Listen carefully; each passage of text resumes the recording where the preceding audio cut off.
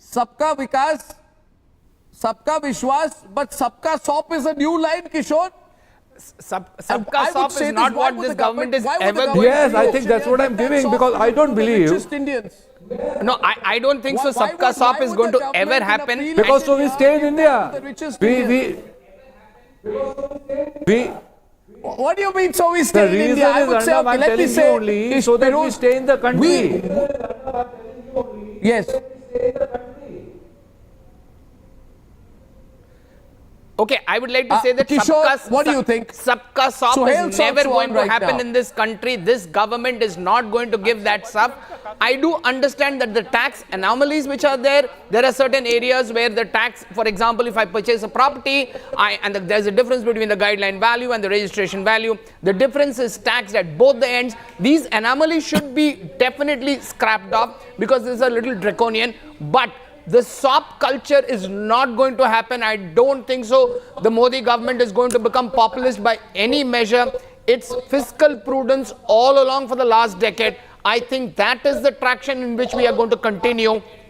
With elections almost sealed, this for me also, I agree with your panelists that this is not an interim budget. This is as directional and final as it could be. And I think Madam Nirmala Sitharaman ji is doing a wonderful job. We need to continue that. Yes, the one important thing is that the lowest part of the pyramid needs to be focused, and we need to push up more and more people from the absolute poverty up, and we need to ensure that we capture the manufacturing part of the world. Because if we become the manufacturing capital of the world, understand employment will zoom up, consumption will zoom up, multiply that by the demographic dividend, you're going to have a phenomenal economy which is going to be unstoppable. That's my take, and there's not going to be SOP for everybody, and it shouldn't be.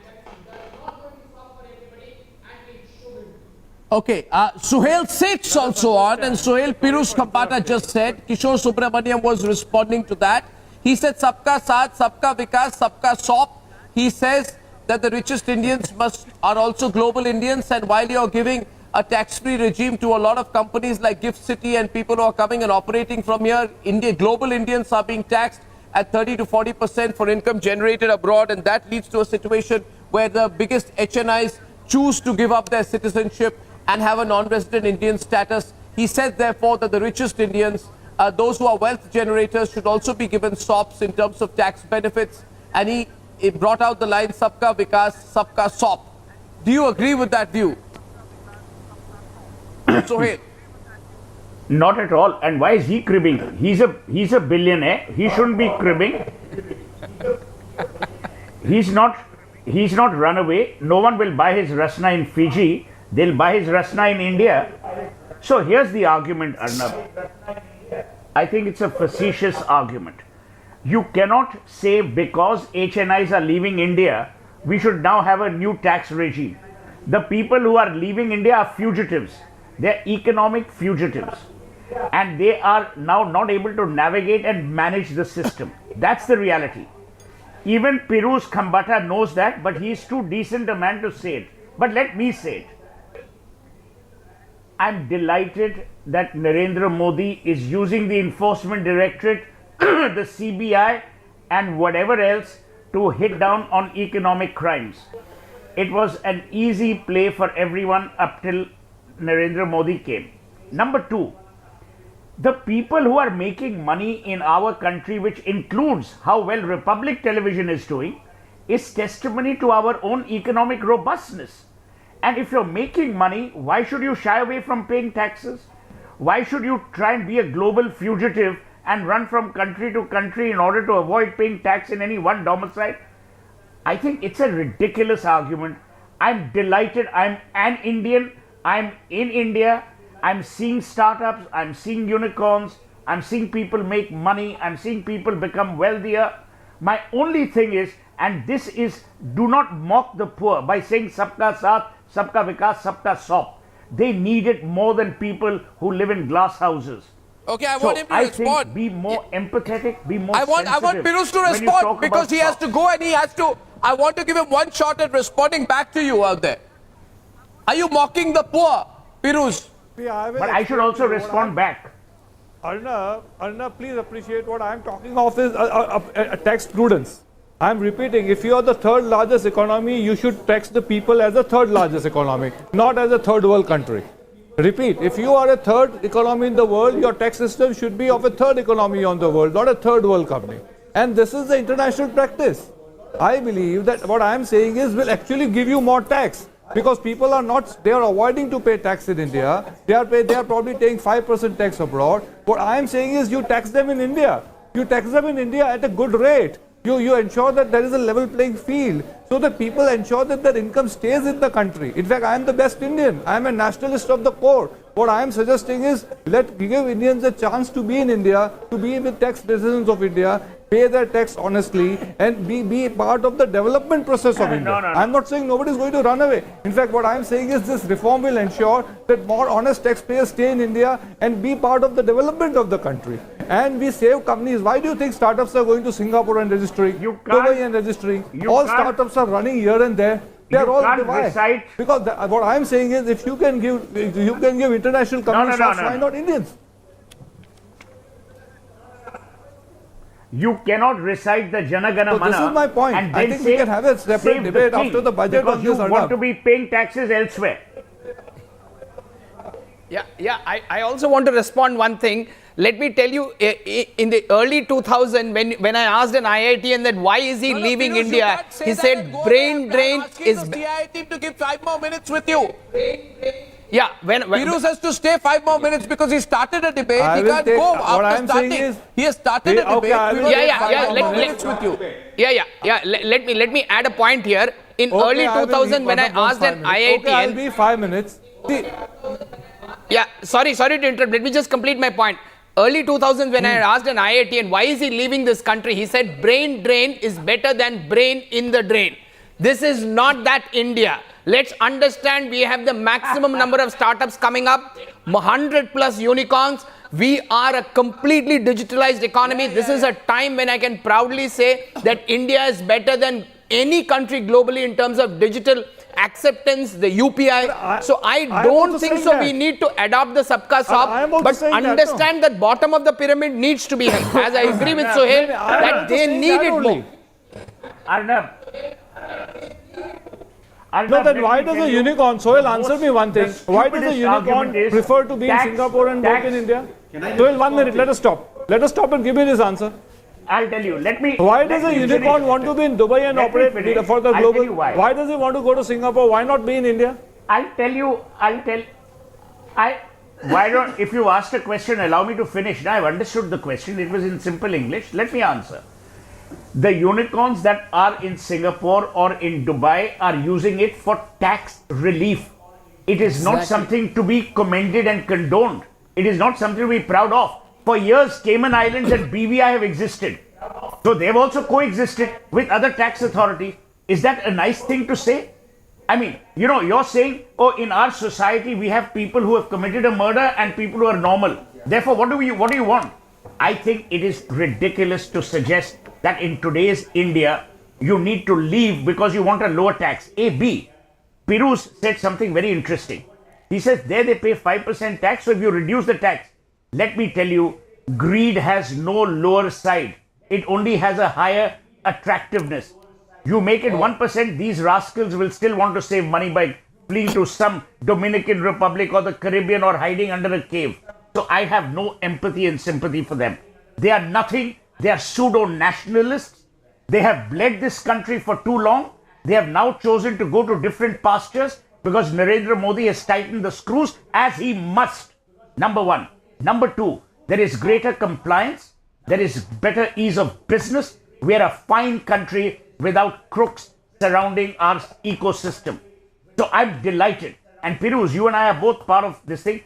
CII, FICCI, blah, blah, blah. Today, even the Chambers of Commerce have come to this agreement that what the government is doing the right thing. Now, I've finished my answer. Now you ask Arnab the next. Can I come in? Yeah, you can, sir. Go on, Pirus. Arnab, see, I will give you an example. I don't want to talk like a politician. I'm not. Let me tell you as a finance person, if I have a global income If I set up a global company in Singapore, I end up paying 17% tax, 17, mark me correctly. If I end up opening a global company in Dubai, I pay 5%. I'm not talking of Cayman Island. I'm not talking of British Virginia. I'm not talking of tax-free havens at all. If I open up a company in UK, I may end up paying around 20% tax. In the same in India, if I am opening up a company, I will pay anything between 25% tax, and on the dividend income and on my income, on my salary, I will be paying 40% tax. While in Singapore, on the individual income, the tax is still lower. No, he's absolutely wrong. So I honestly believe that what I am suggesting is, what I am suggesting is there is a 3-year tax holiday, because it will help to retain India's income in India. And I am not talking of a tax holiday. I am just saying that there's on the global income, on your Pirush, global we've heard you income, yet. the tax There's a should be at 3-year the tax global holiday levels. on startups. And I think what All I'm saying startups is, get a actually, 3-year tax holiday. It I am has not never talking happened of a in the tax world holiday before. also.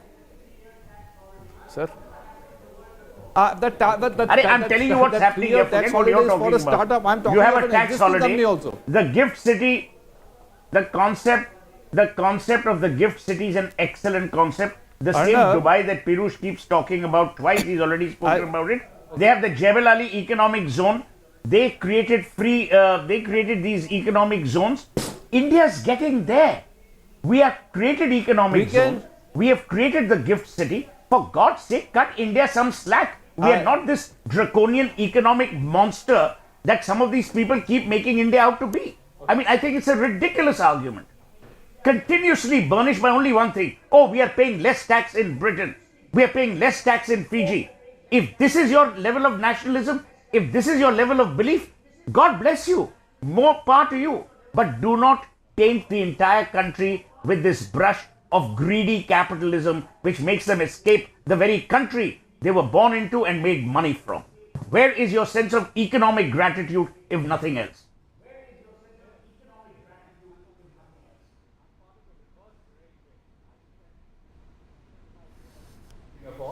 And I have come back to India. Okay. Just over 3 years ago. PK. So let me tell you that it's not everybody who works and lives abroad or who has a tax domicile abroad is a crook. First of all, I think let's make that first thing clear. Second is that, I think just let's look at an example of Morris Chang. Morris Chang grew up in America. He worked at Texas Instruments, but in 1987, he was induced to come back to Taiwan, and actually not even come back, to come to Taiwan really for the first time.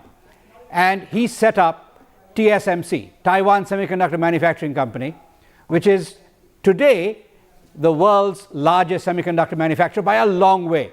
It produces 86% of the highest end microprocessors used around the world. So he was attracted back. Now, in India, we already have an effective 17% tax rate for new manufacturing units. That is competitive with Singapore, completely competitive. Correct. But an entrepreneur who sets up that manufacturing unit and is domiciled in India will pay 37.5% personal income tax. So there's a loophole. Most of the income will be shown as corporate income rather than individual income.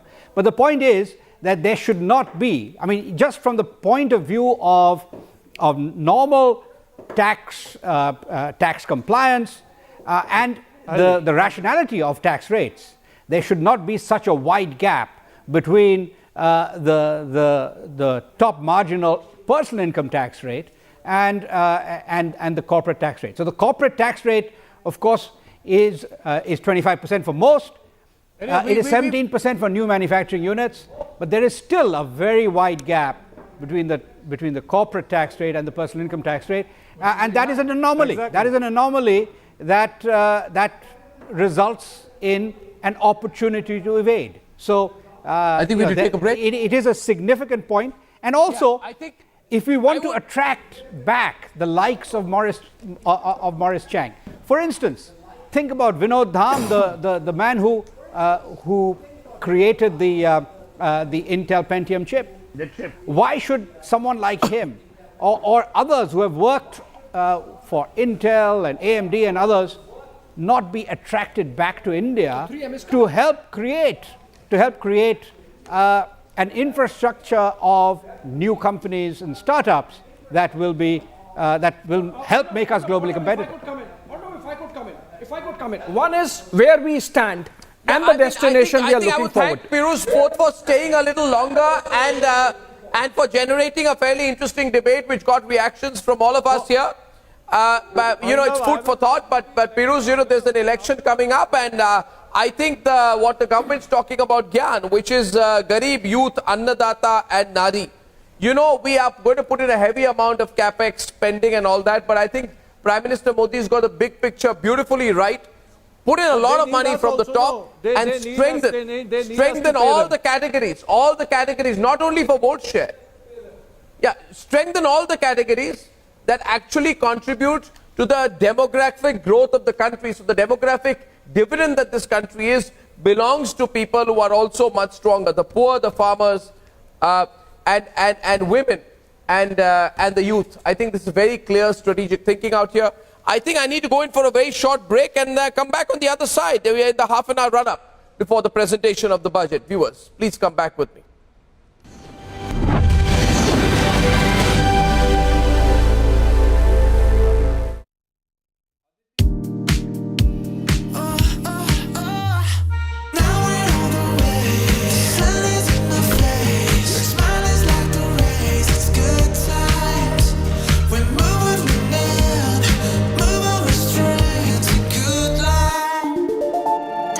TV.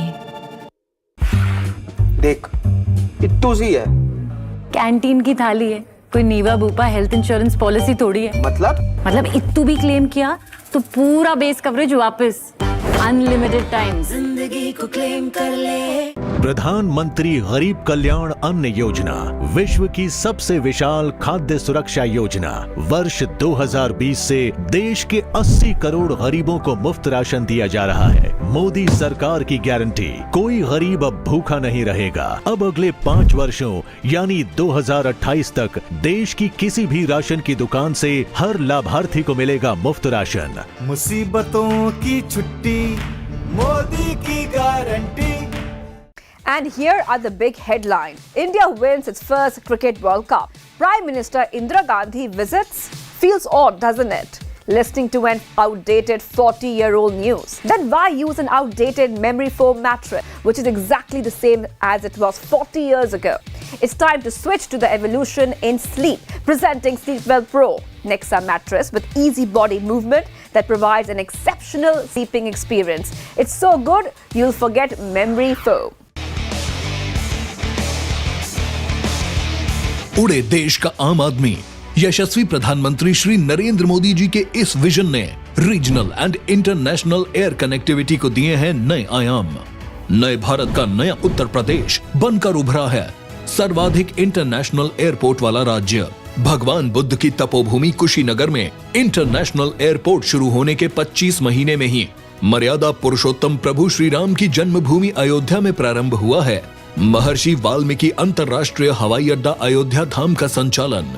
जब नियत नेक हो तो इसी तरह से काम होता है, इसी तरह के नतीजे मिलते हैं। ये अयोध्या नगरी भी तो इसकी साक्षी है। माननीय मुख्यमंत्री योगी आदित्यनाथ के नेतृत्व में देश के एविएशन मैप के शीर्ष पर है उत्तर प्रदेश। एयरपोर्ट से ऊंची उड़ान, कनेक्टिविटी को नई पहचान।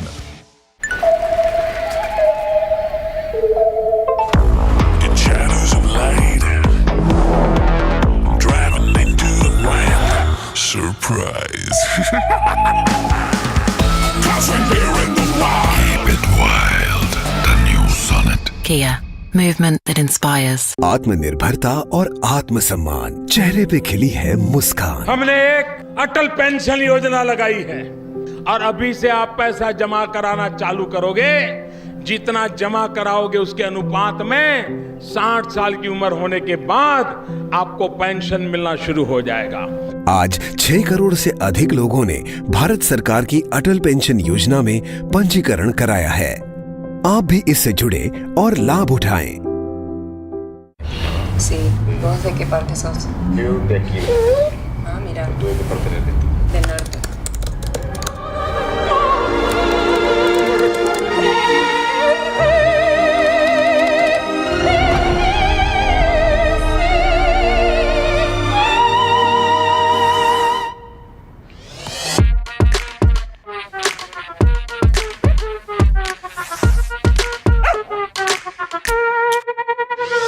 मैं तुमसे बहुत नाराज हूँ। कितनी देर कर दी आने में? कितने परेशान थे हम तुम्हारे बिना। तुम्हें कुछ हमारा ख्याल था कि नहीं? मेरी और दीदी की तो पढ़ाई तक छूट गई थी, तुम तो थे नहीं। माँ ने कितनी ठोकरें खाई है, तुम सोच भी नहीं सकते। उनकी सेहत कितनी बिगड़ने लगी थी भाई साहब। हर महीने कोई ना कोई बीमारी, डॉक्टर के भी पैसे कहाँ थे हमारे पास। पर जब से तुम आए हो ना, तब से सारी परेशानी की छुट्टी हो गई। अब तुम संभालो, हम तो भैया चले स्कूल को। प्रधानमंत्री मोदी जी के कुशल नेतृत्व में सिर्फ 4 सालों में 3 करोड़ से 14 करोड़ ग्रामीण घरों में नल से शुद्ध जल। कष्टों की छुट्टी, मोदी की guarantee.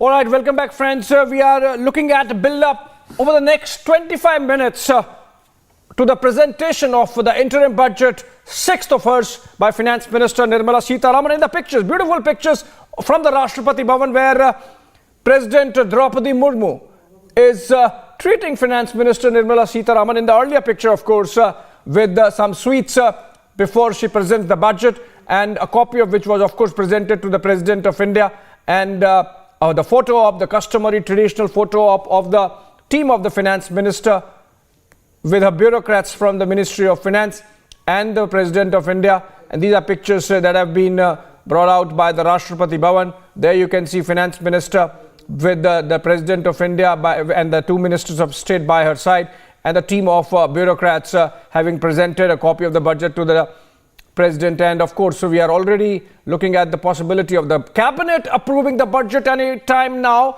before the Finance Minister takes the floor in the Parliament and presents the budget. Short break, and we are back with that development.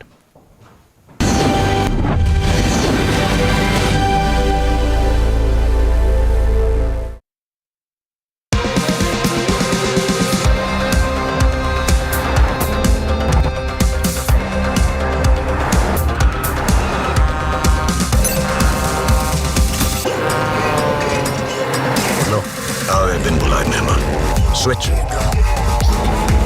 तो मेहमान नवाजी तो बनती है।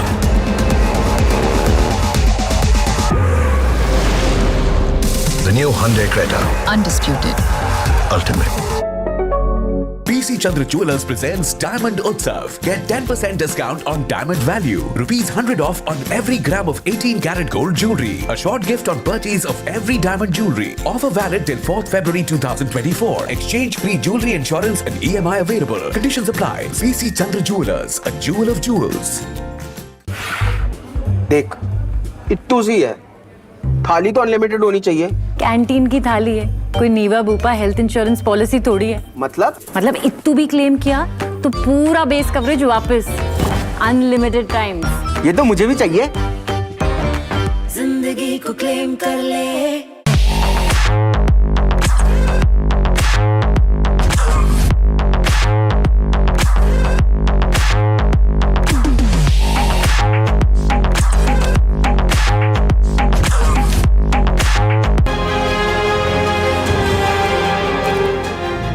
Technology is rapidly reshaping agriculture in India, creating investment opportunities, lifting up rural areas and feeding the world. We are promoting natural farming as well as technology-enabled farming. എൻ്റെ പേര് സമീർ, ഞാനൊരു IT പ്രൊഫഷണലായിരുന്നു.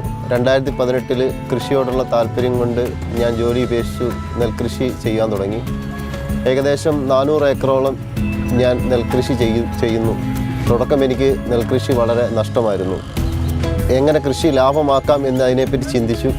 അപ്പോൾ ഡ്രോൺ ഉപയോഗിച്ച് ഉള്ള നെൽകൃഷിയെപ്പറ്റി ഞാൻ ആലോചിക്കുകയും ആ ഡ്രോൺ വാങ്ങാൻ തീരുമാനിക്കുകയും ചെയ്തു.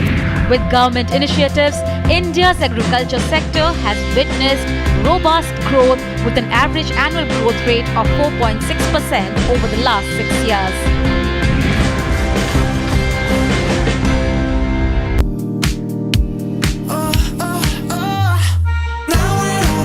Amma, we're on our way.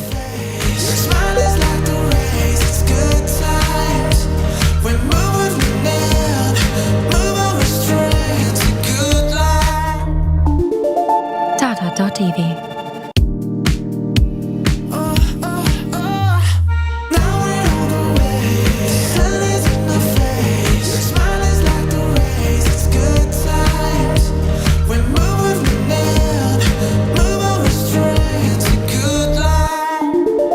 Tata.tv. प्रधानमंत्री गरीब कल्याण अन्न योजना विश्व की सबसे विशाल खाद्य सुरक्षा योजना वर्ष 2020 से देश के 80 करोड़ गरीबों को मुफ्त राशन दिया जा रहा है। मोदी सरकार की गारंटी, कोई गरीब अब भूखा नहीं रहेगा। अब अगले 5 वर्षों यानी 2028 तक देश की किसी भी राशन की दुकान से हर लाभार्थी को मिलेगा मुफ्त राशन। मुसीबतों की छुट्टी, मोदी की guarantee. And here are the big headlines. India wins its first Cricket World Cup. Prime Minister Indira Gandhi visits. Feels odd, doesn't it? Listening to an outdated 40-year-old news. Then why use an outdated memory foam mattress, which is exactly the same as it was 40 years ago? It's time to switch to the evolution in sleep. Presenting Sleepwell Pro, Nexa mattress with easy body movement that provides an exceptional sleeping experience. It's so good, you'll forget memory foam.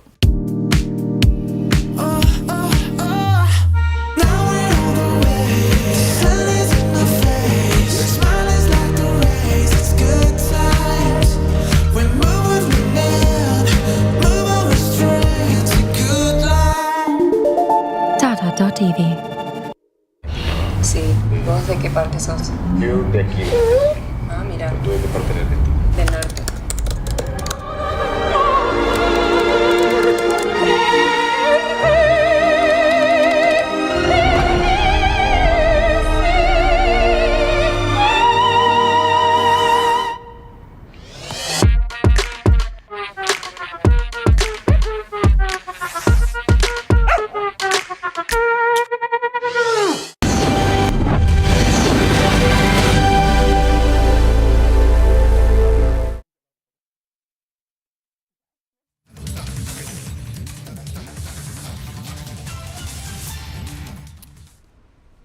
Okay, now we are at 10:41, which means in another 17 to 18 minutes we are going to be heading into the interim budget. I'm actually surprised because I'm surprised, PK, because I've never seen this kind of build up to an interim budget before.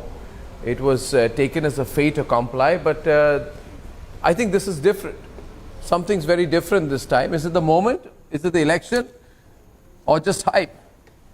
Because, you know, it could all end up, being a bit of an anticlimax.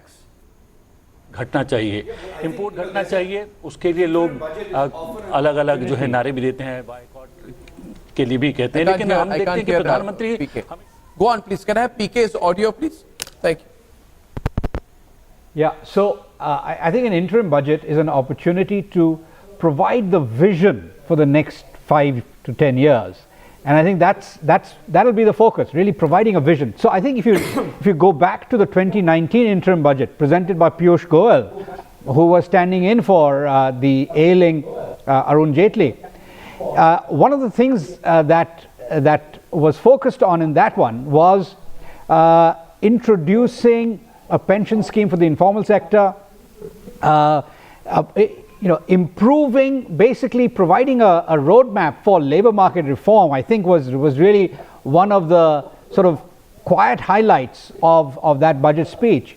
So I think we'll see much more of a vision for the economy of the next 5-10 years, perhaps the entire 25-year period or 23-year period now until 2047. So that'll probably be the focus. But I think in terms of the headroom, the government really has a tremendous amount of headroom to give more to the people. And I think one of the focus areas could well be a reduction in excise duties on petroleum products, that's a low which is very easy. It's easy to do because GST is so strong. GST revenue in the year to date is up about 11%. But more importantly, direct tax revenue is up more than 20% year on year. Personal and corporate taxes are booming. And so that gives headroom. I mean, that just provides a lot of room for maneuver. And in the year ahead, or perhaps even in the 2 months ahead, there's going to be a lot of scope for additional spending because there is so much room. I mean, for the first 9 months, the fiscal deficit is only 55% of the target. And I point out that pre-COVID, so if you look at FY19, for instance, in the period until December, the fiscal deficit was already 112% of the full year target, because the final quarter is the strongest quarter for revenue. January to March, especially March, is the strongest month for tax revenue. That is still to come, and yet already in the first 9 months, the deficit is so much lower than target. So there's a huge amount of room to provide additional tax cuts or rebates, as well as to boost spending even more. And particularly, I think CapEx spending will continue to grow very strongly in the period ahead and help to crowd in private investment. Absolutely. I have Ashok Sehgal with us. He's co-chairman of the CI National MSME Council. Mr. Sehgal, good morning. We're taking quick expectation. Good morning to you. Reactions from everyone before the interim budget presentation. What are yours, sir? Well, from the MSME point of view, the last budget was very good for us, and the government had made a lot of allocations of funds. We hope that this interim budget will continue that trend. In the last few weeks, we've been hearing a lot of comments from the government, including the finance ministry, on the need to continue to support MSMEs and the need to make sure that MSMEs, particularly the micro and small sector, is fully supported. So we are expecting that the government will take concrete steps. One of the steps we are requesting is that the payments cycle, which always hurts MSMEs, should be accelerated by making available funds to the government, which in the final run is one of the major buyers of goods and services in the country. MSMEs may not directly participate in some of the large tenders, but they're part of the supply chain. So whether they're to be directly paid by the government or the intermediaries, who may be the large corporates, are paid on time, it enables them in turn to pay their supply chain of MSMEs on a timely basis. So we really hope that the payment problems of MSMEs can be made easier by the government releasing funds on its various projects, and going forward continuing to to allocate funds for new projects and expansion of various government enterprises, so that once again there can be a trickle-down effect of that to the MSMEs.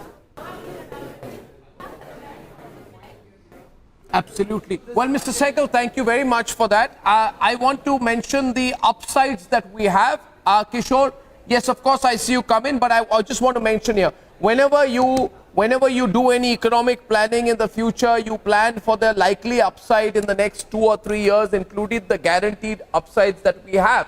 Now, there has been thinking in this country, Abhishek, on digitalization, bank reforms, heavy PSU expenses, right? Maximizing your revenue, strong fiscal discipline, but a huge amount of state welfareism, and getting the private participation into the state welfareism policies as well, and then tweaking your foreign policy to help your business. So a lot of fundamentals right. Going forward, I expect the government to go big bang on things like the India-UK FTA, to build on the advantages of the economic corridor, which were affected by the problems around the Red Sea area, more capex investment, but also I think Narendra Modi's government in 3.0 mode would want to make India more tax compliant. So there is a lot of upside economically. I mean, the next 2 years, there's a lot of upside. A lot of the work that has been done in 10 years will really show dividends and show results in the next 2 or 3 years. Arnab, specifically on tax compliance, the fact that when the Modi government came in, there were just about 2 crore plus taxpayers in the country, the individual taxpayers, the number stands at over 8 crores now, quadrupled. Also, the point that Pirus Kambata was making, and he had a tic-tac with Suhail. You see, the fact of the matter is that again, when the Modi government came in, the average corporate tax was about 33%, stands at 25% now, most of it. Personal income tax, which stood at average of about 18 or 19% for income less than 15 lakh rupees. It stands at about 10%, 11% now. So obviously, it's a work in progress. Some people would get restless and say they want more of it, double quick time. But then, things take their own time in terms of get things in order. Also keep in mind that revenue has to be there. If, for example, the government, the way it dealt with the pandemic period, taking all the burden on itself, does all the heavy lifting, at the same time does not crowd out private investment. So obviously that kind of lateral freedom, that kind of scope has to be there. And within that framework, the fact that in the last 30 months on the trot, the Purchasing Managers Index of Manufacturing has been above 50 and been increasing. On the trot for the last 30 months, the Purchasing Managers Index for the services sector has been above 50 and increasing. Really shows the kind of pink of health the economy has been, revenues looking good, and the finance minister, of course, wherever possible, keeping in mind state welfareism by way of capital expenditure, at the same time, keeping that door completely open so far as private investment and private participation is concerned. The beautiful example of which is the defense sector, for example, where when the Modi government came in, India's defense exports were a paltry about $200 million, stand about $2 billion plus now. Yeah, Arnab, I want to add one more point which none of us have yet spoken, is that, see, the whole objective of any government when it comes to fiscal prudence or improving the economy is the per capita income. I don't know whether you've been following that recently. One more cynical person, Raghuram Rajan, has been saying that India's per capita income by 2047, even if we grow at a nominal 6%, is going to be subpar what today China is at about $12,000. But I think he's got it completely wrong, because if you look at the historical data of the per capita income increase for Indians, there have been years where it has gone up by 17, 18, 20%, and there have been suboptimal returns. But you should understand that China is starting at a base of 12,000 now, while we are at 2,380. So the gap is going to remain even after 20-25 years. But at the rate at which we are going to go in terms of increment in per capita income, that's going to be very critical, because that is the key measure at how many people come up in the middle class, upper middle class, and from the lower class, and that is going to be high. I always kept saying, I tweeted also, that we have moved on from an era of Raghuram Bharose to Shriram Bharose. Very good point about Raghuram Rajan, by the way. In his book, he says, if you have 4% real per capita income growth for the next 25 years, he doesn't even look at the data, unfortunately. The data tells you that during the last 9.5 years, if you just take out the COVID period, average annual growth in per capita income is over 6% in real terms. Absolutely. Nominal is even more. Nominal is more like 9 or 10%. So the point is that, in fact, if you use 6% real growth instead of 4%, and look at the compound growth, it'll be substantially more than the number that Raghuram Rajan has come up with for 2047. In fact, he's totally wrong. 2047 will be closer to $20,000 to $22,000 per capita income. My point. We'll be at 20,000. If you have that, essentially where the United States was 30 years ago, or where Korea was, say, 5 years ago. So, that is, if you go to Korea, you see it's a completely developed economy. If you have the whole of India at a $20,000 per capita income, that is absolutely transformative. So, that's really the story. And I think you just get the math right, and you have spectacular outcomes. That is just. So of course, I think we're giving Raghuram Rajan too much attention, given that he is a complete has-been, and he, like other people, go around collecting fellowships and postdoctoral assignments in America, studying poverty in India, which also will not be an option for them in the future, given our growth. Point is also, I want to go into the 6-minute run-up before the budget presentation with one thought. Viewers, remember, just 3 Indian states, Maharashtra, Karnataka, Gujarat, are the destination of 70% of FDI. So when we want to power up the other states, when other states receive FDI, think of the transformative potential. I think we'll cross double-digit growth. Ashish, a quick word from you, and then Sohail before the presentation. Ashish. Yeah, so the point I wanted to make was in continuation to what PK just mentioned about, there's one data point which kind of people miss, and when they compare India's growth from 2014 to 2023, see from 2004 to 2013, India's GDP growth was 7.8, but the world growth at that time was 5.6. From 2014 to 2023, India's growth has been 6.9, but the world growth has been just 4%. So if you compare that, the tailwind that was there in the previous decade, accounting for that, this growth has been significantly higher. That's the one point I wanted to make. You also mentioned about the FDI in just 3 states. Yeah, that was one of the key reasons why I wrote a 550 pages report on Uttar Pradesh called New India's Growth Engine and submitted it in December of 2021. So the whole idea is you have other states growing, and the biggest surprise is coming from Uttar Pradesh.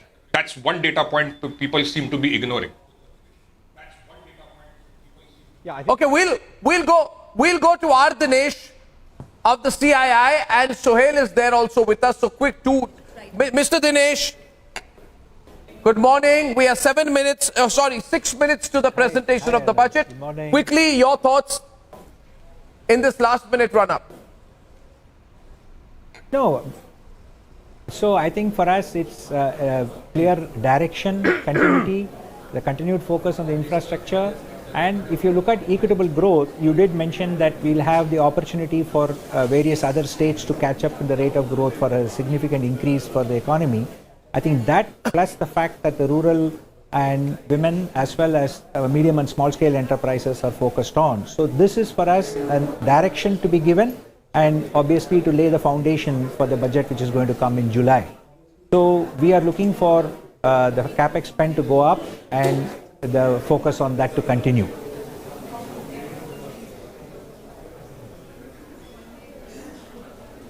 Right, Mr. Dinesh. Sohail, 5 minutes now to go. Right, we've all seen what the economic survey said. We've got the overall picture.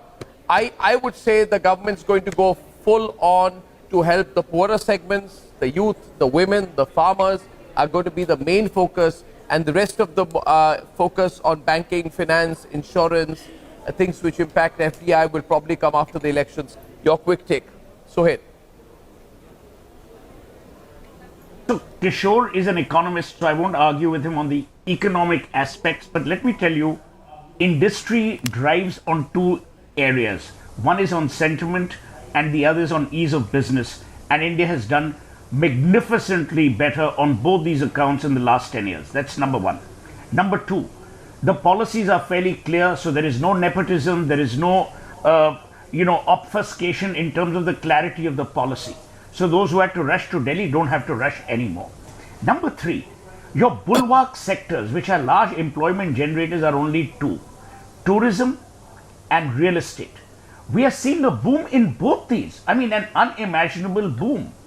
Now let's come to MSME, which I've always said, including on your program, last budget program last year. The MSME is the bulwark of the Indian economy, but the MSME was ravaged during the times of COVID, like every industry was. It will take some time. The tragedy is we are the kind of people, when we are supposed to crawl, we want to jump. These things will happen slowly. A stable economy grows organically. It doesn't grow in fits and starts. Number two, you call it an interim budget. I call it the 1.0 of 2024.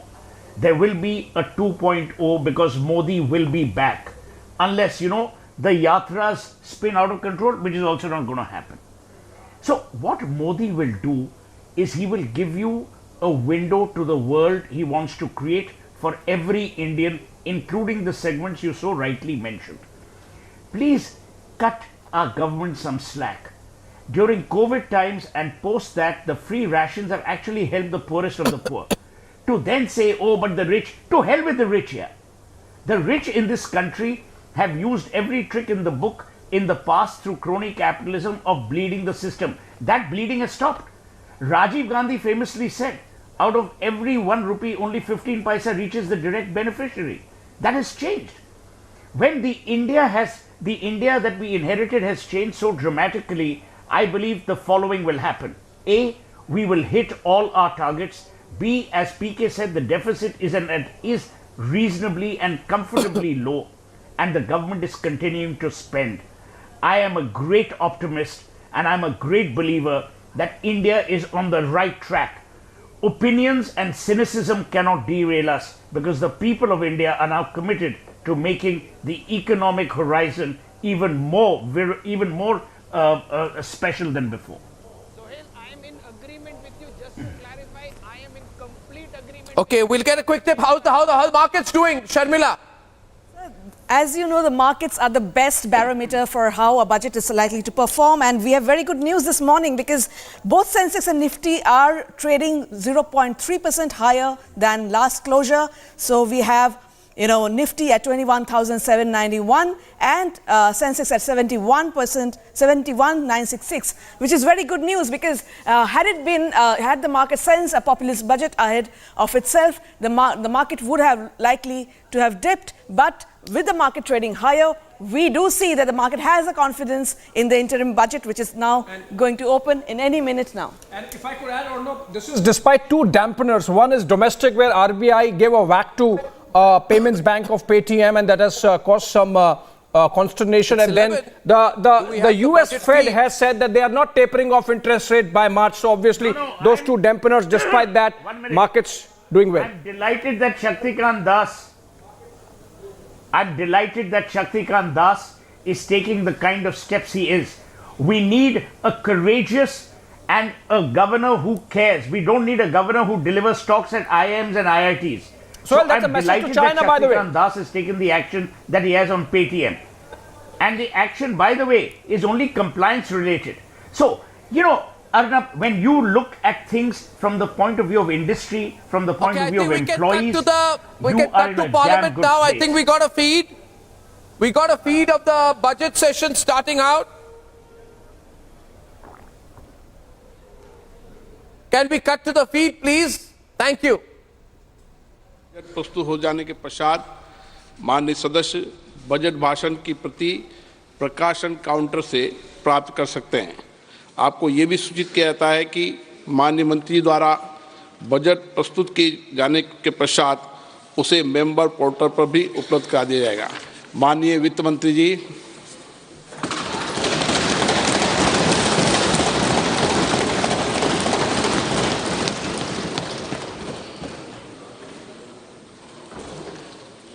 Honorable Speaker, I present the interim budget for 24-25.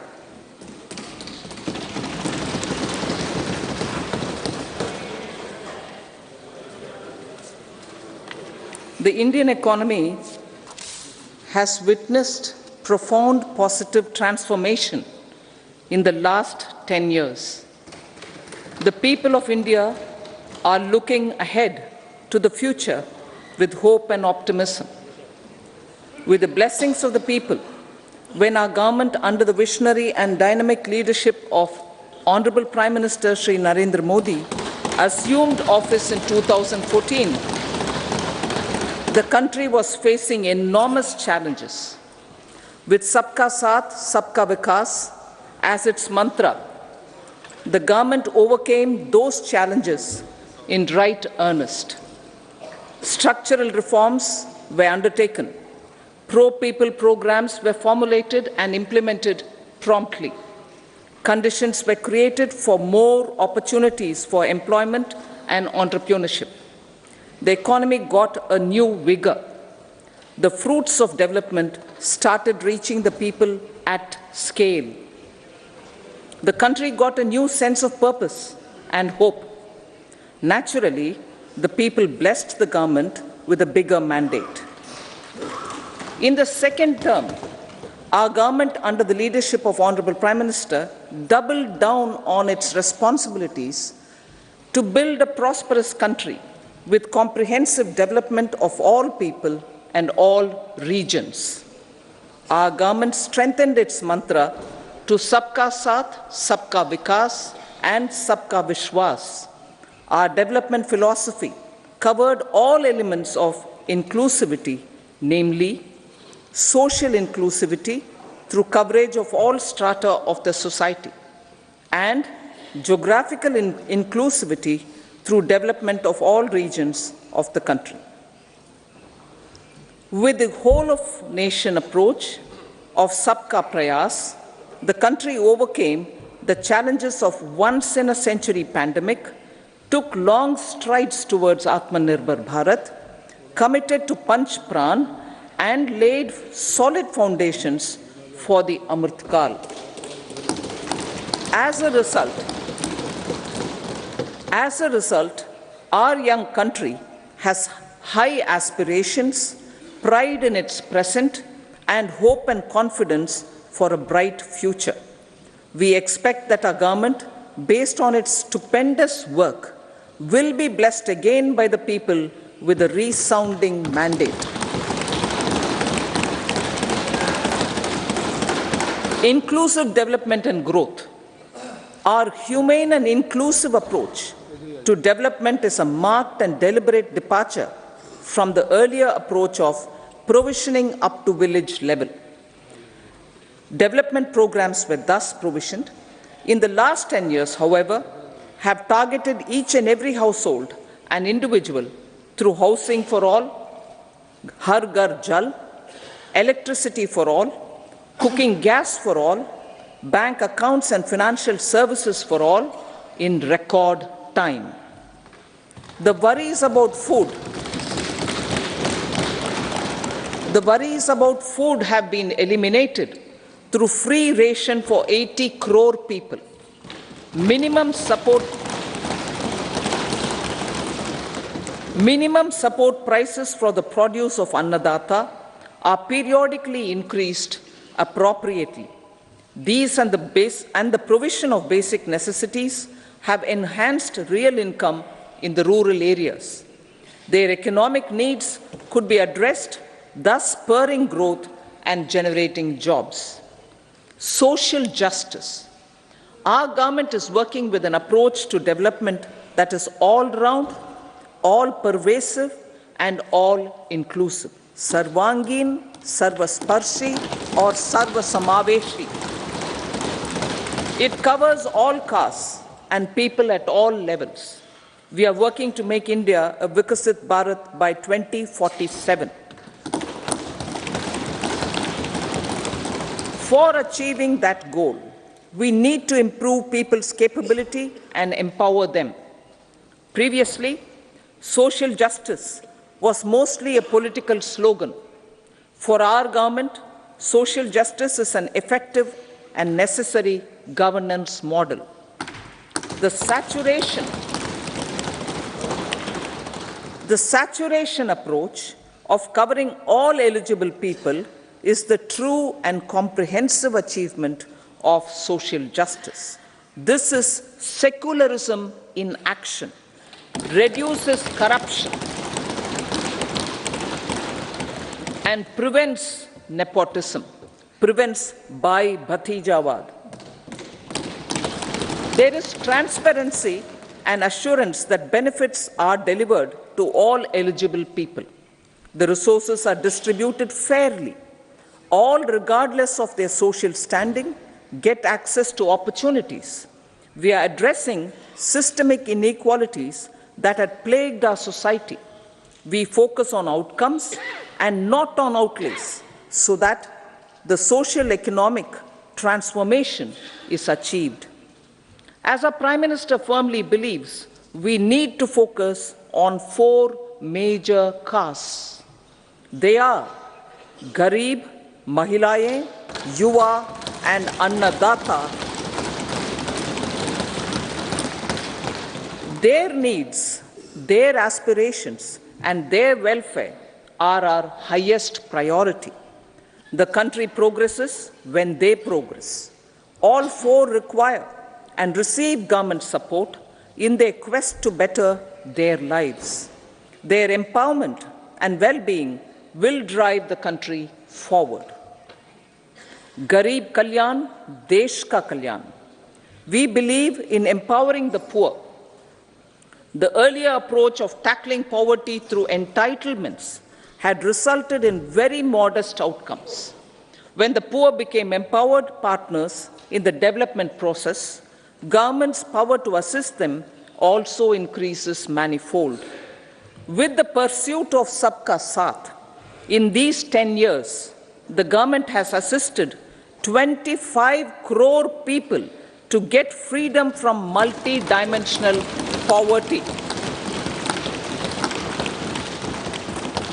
Our government's efforts are now getting synergized with energy and passion of such empowered people.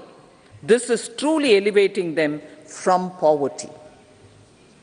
Direct benefit transfer of 34 lakh crore rupees from the government using PM Jan Dhan accounts has led to savings of 2.7 lakh crores of rupees for the government. This savings has been realized through avoidance of leakages prevalent earlier. The savings have helped in providing more funds for Garib Kalyan. PM Swanidhi has provided credit assistance to 78 lakh street vendors. From that total of 78 lakh street vendors, 2.3 lakh have received credit for the third time. PM Janman Yojana reaches out to the particularly vulnerable tribal groups who have remained outside the realm of development so far. PM Vishwakarma Yojana provides end-to-end support to artisans and craftspeople engaged in 18 trades. The schemes for empowerment of Divyangs and transgender persons reflect firm resolve of our government to leave no one behind. Welfare of Annadata. Farmers are our Annadata. Every year under PM Kisan Samman Yojana, direct financial assistance is provided to 11.8 crore farmers, including marginal and small farmers. Crop insurance is given to 4 crore farmers under PM Fasal Bima Yojana. These, besides several other programs, are assisting Annadata in producing food for the country and for the world. Electronic National Agricultural Market has integrated 1,361 mandis and is providing services to 1.8 crore farmers with trading volume of 3 lakh crores of rupees.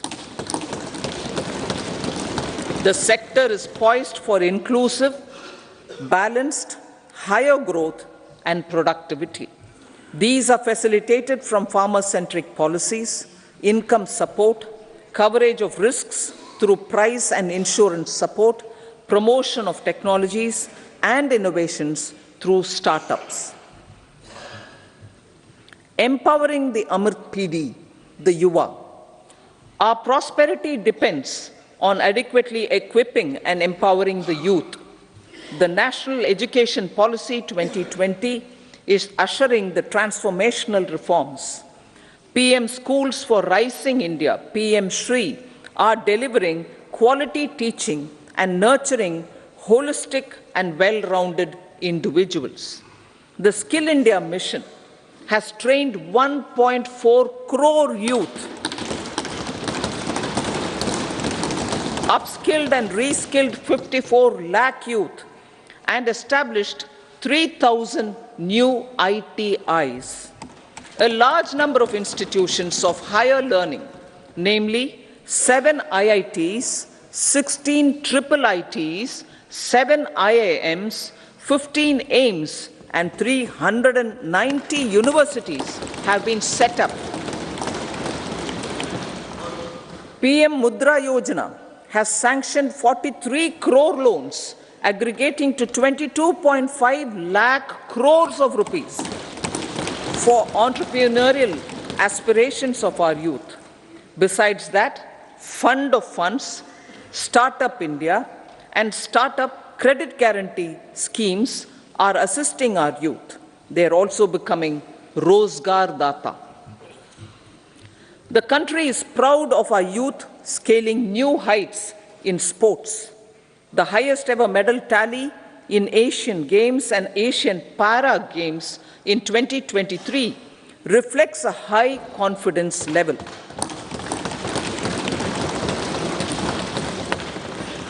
Chess prodigy and our #1 ranked player Pragnananda put up a stiff fight against the reigning world champion Magnus Carlsen in 2023. Today, India has over 80 chess grandmasters compared to little over 20 in 2010. Momentum for Nari Shakti. The empowerment of women through entrepreneurship, ease of living, and dignity for them has gained momentum in these 10 years. 30 crore Mudra Yojana loans have been given to women entrepreneurs. Female enrollment in higher education has gone up by 28% in 10 years. In STEM courses, girls and women constitute 43% of enrollment, one of the highest in the world.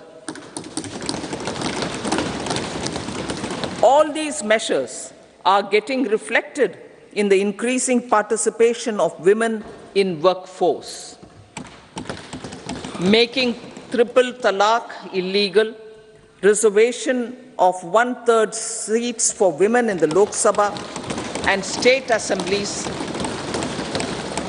and giving over 70% houses under PM Awas Yojana in rural areas to women, and giving over 70% houses under PM Awas Yojana in rural areas to women as sole or joint owners have enhanced their dignity. Exemplary track record of governance, development, and performance. Besides delivering on high growth in terms of gross domestic product, the government is equally focused on a more comprehensive GDP, that is, governance, development, and performance.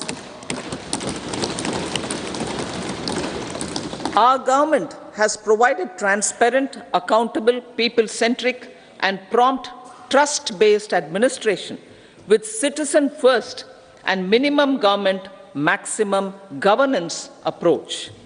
The impact of all-round development is discernible in all sectors. There is macroeconomic stability, including in the external sector. Investments are robust. The economy is doing well. People are living better and earning better, with even greater aspirations for future. Average real income of the people has increased by 50%. Inflation is moderate. People are getting empowered, equipped, and enabled to pursue their aspirations. There is effective and timely delivery of programs and of large projects. Economic management. The multi-pronged economic management over the past 10 years has complemented people-centric, inclusive development. Following are some of the major elements. 1. All forms of infrastructure, physical, digital, or social, are being built in record time.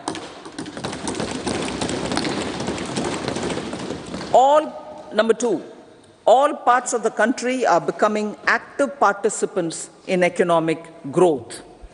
Number 3, digital public infrastructure, a new factor of production as if in the 21st century, is instrumental in formalization of the economy. Number 4, goods and services tax has enabled one nation, one market, one tax. Tax reforms have led to deepening and widening of tax base. Number 5, Strengthening of the financial sector has helped in making savings, credit, and investments more efficient. Number 6, GIFT, IFSC, and the Unified Regulatory Authority, IFSCA, are creating a robust gateway for global capital and financial services for the economy. Number 7, proactive inflation management has helped keep inflation within the policy band. Now, the global context, Honorable Speaker, sir. Geopolitically, global affairs are becoming more complex and challenging with wars and conflicts. Globalization is being redefined with reshoring and friendshoring, disruption and fragmentation of supply chains, and competition for critical minerals and technologies. A new world order is emerging after the COVID pandemic. India assumed the G20 presidency during very difficult times for the world. The global economy was going through high inflation, high interest rates, low growth, very high public debt, low trade growth, and climate changes. The pandemic has led to a crisis of food, fertilizer, fuel, and finances for the world, while India successfully navigated its way. The country showed the way forward and built consensus on solutions for those global problems. The recently announced India-Middle East-Europe economic corridor is a strategic and economic game changer for India and others.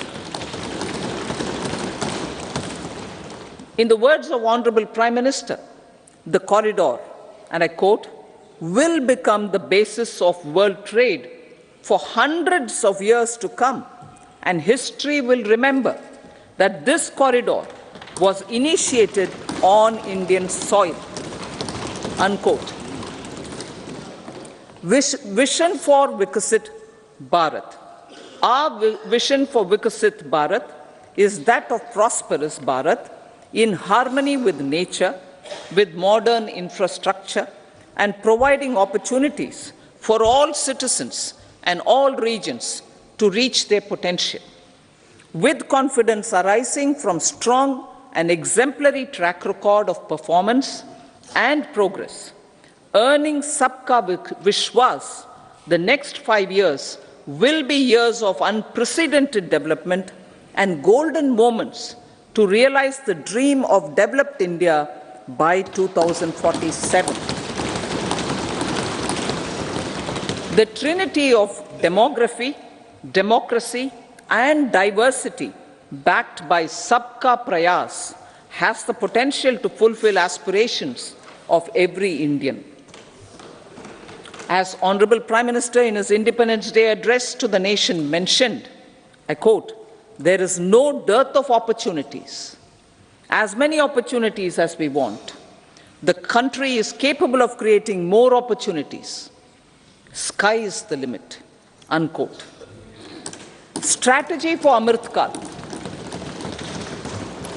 Our government will adopt economic policies that foster and sustain growth, facilitate inclusive and sustainable development, improve productivity, create opportunities for all, help them enhance their capabilities, and contribute to generation of resources to power investments and fulfill aspirations. Guided by the principle, reform, perform, and transform, the government will take up next generation reforms and build consensus with the states and stakeholders for effective implementation. It is an important policy priority for our government to ensure timely and adequate finances, relevant technologies, and appropriate training for the micro, small, and medium enterprises, MSMEs, to grow and also compete globally. Orienting the regulatory environment to facilitate their growth will be an important element of this policy mix. Aligning with the Panchamrit goals, our government will facilitate sustaining high and more resource-efficient economic growth. This will work towards energy security in terms of availability, accessibility, and affordability. For meeting the investment needs, our government will prepare the financial sector in terms of size, capacity, skills, and regulatory framework. Aspirational Districts Program. Our government stands ready to assist the states in faster development of aspirational districts and blocks, including generation of ample economic opportunities. Development of the East.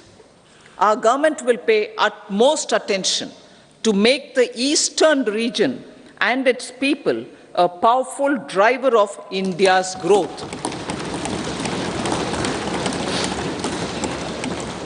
PM Awas Yojana Gramin. Despite the challenges due to COVID, implementation of PM Awas Yojana Gramin continued, and we are close to achieving the target of 3 crore houses. 2 crore more houses will be taken up in the next 5 years to meet the requirement arising from increase in the number of families. Rooftop solarization and Muft Bijli.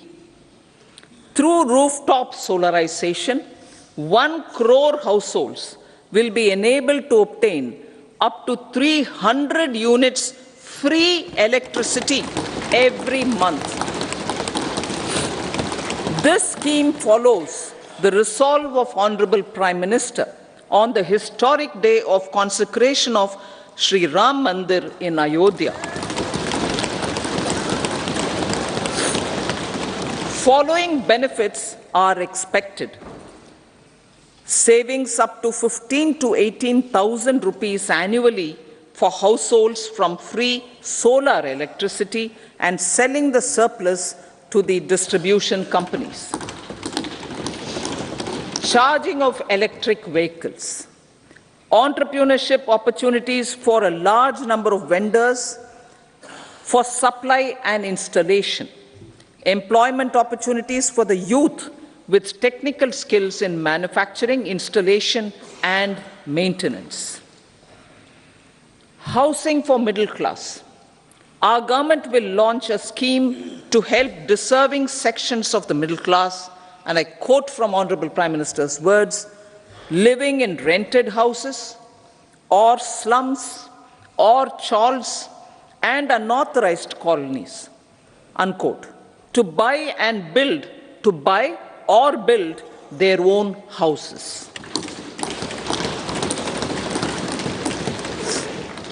Medical colleges. Several youth are ambitious to get qualified as doctors. They aim to serve our people through improved healthcare services. Our government plans to set up more medical colleges by utilizing the existing hospital infrastructure under various departments. A committee for this purpose will be set up to examine the issues and make relevant recommendations. Cervical cancer vaccination. Our government will encourage vaccination for girls in the age group of 9 to 14 years for prevention of cervical cancer. Maternal and child health care. Various schemes for maternal and child care will be brought under one comprehensive program for synergy in implementation. Upgradation of Anganwadi centers under Saksham Anganwadi and Poshan 2.0 will be expedited for improved nutrition delivery, early childhood care and development. The newly designed U-Win platform for managing immunization and intensified efforts of Mission Indradhanush will be rolled out expeditiously throughout the country. Ayushman Bharat. Healthcare cover under Ayushman Bharat scheme will be extended to all ASHA workers. to all Anganwadi workers and helpers. Agriculture and food processing. The efforts of value addition in agriculture sector and boosting farmers' incomes will be stepped up. Pradhan Mantri Kisan Sampada Yojana has benefited 38 lakh farmers and generated 10 lakh employment. Pradhan Mantri Formalization of Micro Food Processing Enterprises Yojana has assisted 2.4 lakh SHGs and 60,000 individuals with credit linkages. Other schemes are complementing the efforts for reducing post-harvest losses and improving productivity and incomes. For ensuring faster growth of the sector, our government will further promote private and public investment in post-harvest activities, including aggregation, modern storage, efficient supply chains, primary and secondary processing and marketing and branding. Nano DAP. After the successful adoption of nano urea, application of nano DAP on various crops will be expanded in all agroclimatic zones. Atmanirbhar Oil Seeds Abhiyan. Building on the initiative announced in 2022, a strategy will be formulated to achieve Atmanirbharta for oil seeds such as mustard, groundnut, sesame, soya bean, and sunflower. This will cover research for high-yielding varieties, widespread adoption of modern farming techniques, market linkages, procurement, value addition, and crop insurance. Dairy development. A comprehensive program for supporting dairy farmers will be formulated. Efforts are already on to control foot and mouth disease. India is the world's largest milk producer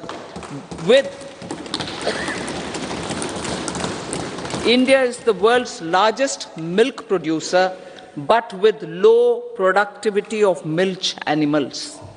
The program will be built on the success of existing schemes such as Rashtriya Gokul Mission, National Livestock Mission, and infrastructure development funds for dairy processing and animal husbandry.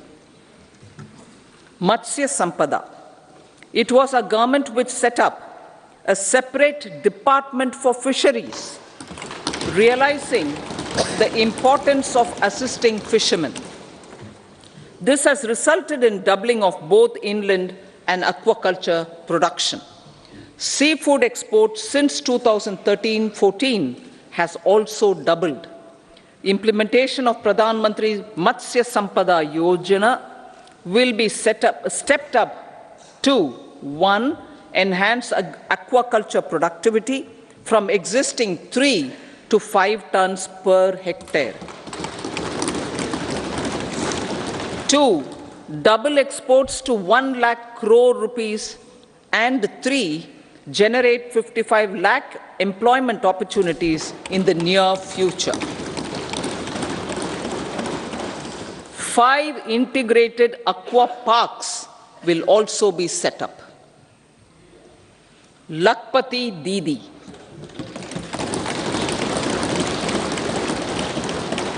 83 lakh SHGs.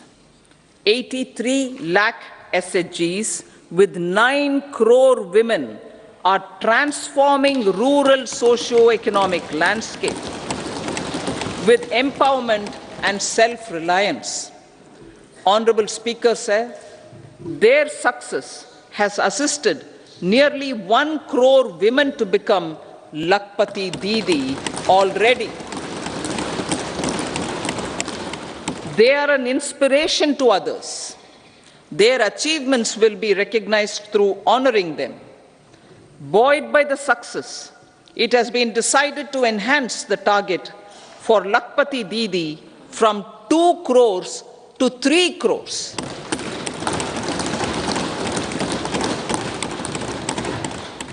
Technological changes, new age technologies and data are changing the lives of people and businesses. They are also enabling new economic opportunities and facilitating provision of high-quality services at affordable prices for all, including those at the bottom of the pyramid. Opportunities for India at the global level are expanding. India is showing solutions through innovation and entrepreneurship of its people. Research and innovation for catalyzing growth, employment, and development. Prime Minister Lal Bahadur Shastri gave the slogan of Jai Jawan, Jai Kisan. Prime Minister Atal Bihari Vajpayee ji, made that Jai Jawan, Jai Kisan, Jai Vigyan. Prime Minister Modi has furthered that to Jai Jawan, Jai Kisan, Jai Vigyan and Jai Anusandhan, as innovation is the foundation of development. For our tech-savvy youth, this will be a golden era. A corpus of 1 lakh crore rupees will be established with 50-year interest-free loan provided. The corpus will provide long-term financing or refinancing with long tenors and low and or nil.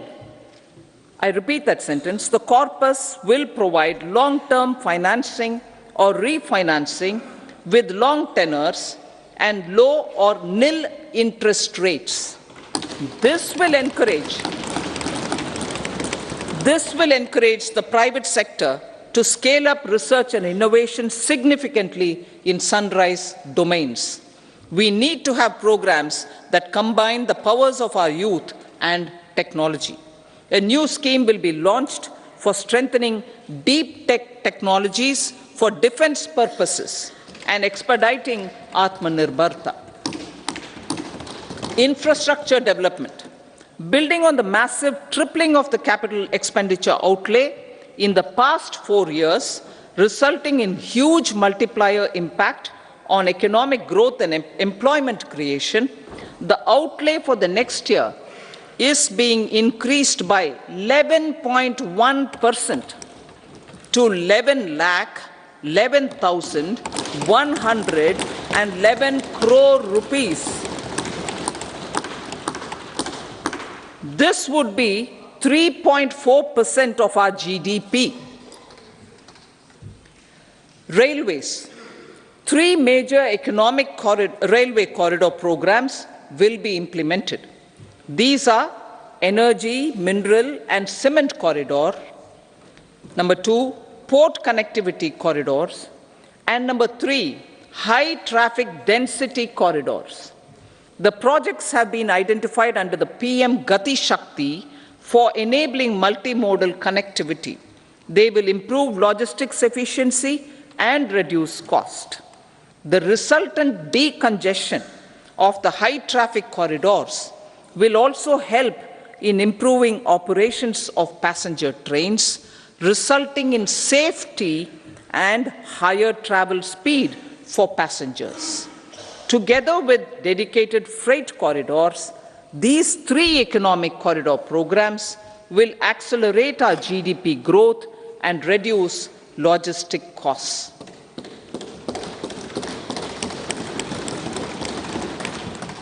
40,000 normal rail bogies will be converted to Vande Bharat standards to enhance safety, convenience and comfort of passengers. Aviation sector. The aviation sector has been galvanized in the past 10 years. Number of airports have doubled to 149. Rollout of air connectivity to Tier 2 and Tier 3 cities under UDAN scheme has been widespread. 517 new routes are carrying 1.3 crore passengers. Indian carriers have proactively placed orders for over 1,000 new aircrafts. Expansion of existing airports and development of new airports will continue expeditiously. Metro and Namo Bharat. We have a fast expanding middle class and rapid urbanization is taking place. Metro rail and Namo Bharat can be the catalyst for the required urban transformation. Expansion of these systems will be supported in large cities, focusing on transit-oriented development. Green energy. Towards meeting our commitment for net zero by 2070, the following measures will be taken. Viability gap funding will be provided for harnessing offshore wind energy potential for initial capacity of 1 gigawatt. Coal gasification and liquefaction capacity of 100 metric tons will be set up by 2030. This will also help in reducing imports of natural gas, methanol, and ammonia. Phased mandatory blending of compressed biogas in compressed natural gas for transport and piped natural gas for domestic purposes will be mandated. Financial assistance will be provided for procurement of biomass aggregation machinery to support collection. Electric vehicle ecosystem. Our government will expand this and strengthen the e-vehicle ecosystem by supporting manufacturing and charging infrastructure. Greater adoption of e-buses for public transport networks will be encouraged through payment security mechanism. Biomanufacturing and biofoundry. For promoting green growth, a new scheme of biomanufacturing and biofoundry will be launched. This will provide environment-friendly alternatives such as biodegradable polymers, bioplastics, biopharmaceuticals, and bioagri inputs. This scheme will also help in transforming today's consumptive manufacturing paradigm to the one based on regenerative principles. Blue Economy 2.0.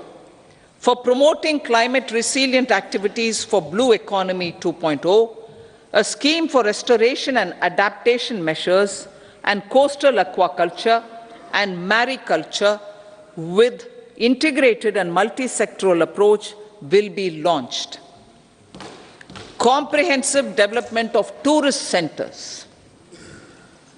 The success of organizing G20 meetings in 60 places presented diversity of India to global audience. Our economic strength has made the country an attractive destination for business and conference tourism. Our middle class also now aspires to travel and explore. Tourism, including spiritual tourism, has tremendous opportunities for local entrepreneurship. States will be encouraged to take up comprehensive development of iconic tourist centers, branding and marketing them at global scale. A framework for rating of the centers based on quality of facilities and services will be established. Long-term interest-free loans will be provided to states for financing such development on matching basis. To address the emerging fervor for domestic tourism, Honorable Speaker, sir, projects for port connectivity, tourism infrastructure, and amenities will be taken up on our islands, including Lakshadweep. This will help in generating employment also. Promoting investments. The FDI inflow during 2014 to 23 was 596 billion US dollars, marking a golden era. That is twice the inflow during 2005 to 14. For encouraging sustained foreign investment, we are negotiating bilateral investment treaties with our foreign partners in the spirit of First Develop India. FDI is First Develop India. Reforms in the states for Vikasit Bharat. Many growth and development enabling reforms are needed in the states for realizing the vision of Vikasit Bharat. A provision of 75,000 crore rupees as 50-year interest-free loan is proposed this year to support those milestone-linked reforms by the state governments. Societal changes. The government will form a high-powered committee for an extensive consideration of the challenges arising from fast population growth and demographic changes. The committee will be mandated to make recommendations for addressing these challenges comprehensively in relation to the goal of Vikasit Bharat. Amrit Kal as Kartavya Kal. Our government stands committed to strengthening and expanding the economy with high growth and to create conditions for people to realize their aspirations. Honorable Prime Minister in his Independence Day address to the nation in the 75th year of our Republic said, and I quote, "We commit ourselves to national development with new inspirations, new consciousness, new resolutions as the country opens up immense possibilities and opportunities. It is our Kartavya Kal." Unquote. Every challenge of the pre-2014 era was overcome through our economic management and our governance. These have placed the country on a resolute path of sustained high growth. This has been possible through right policies, true intentions, and appropriate decisions. In the full budget in July, Honorable Speaker, our government will present a detailed roadmap for our pursuit of Vikasit Bharat.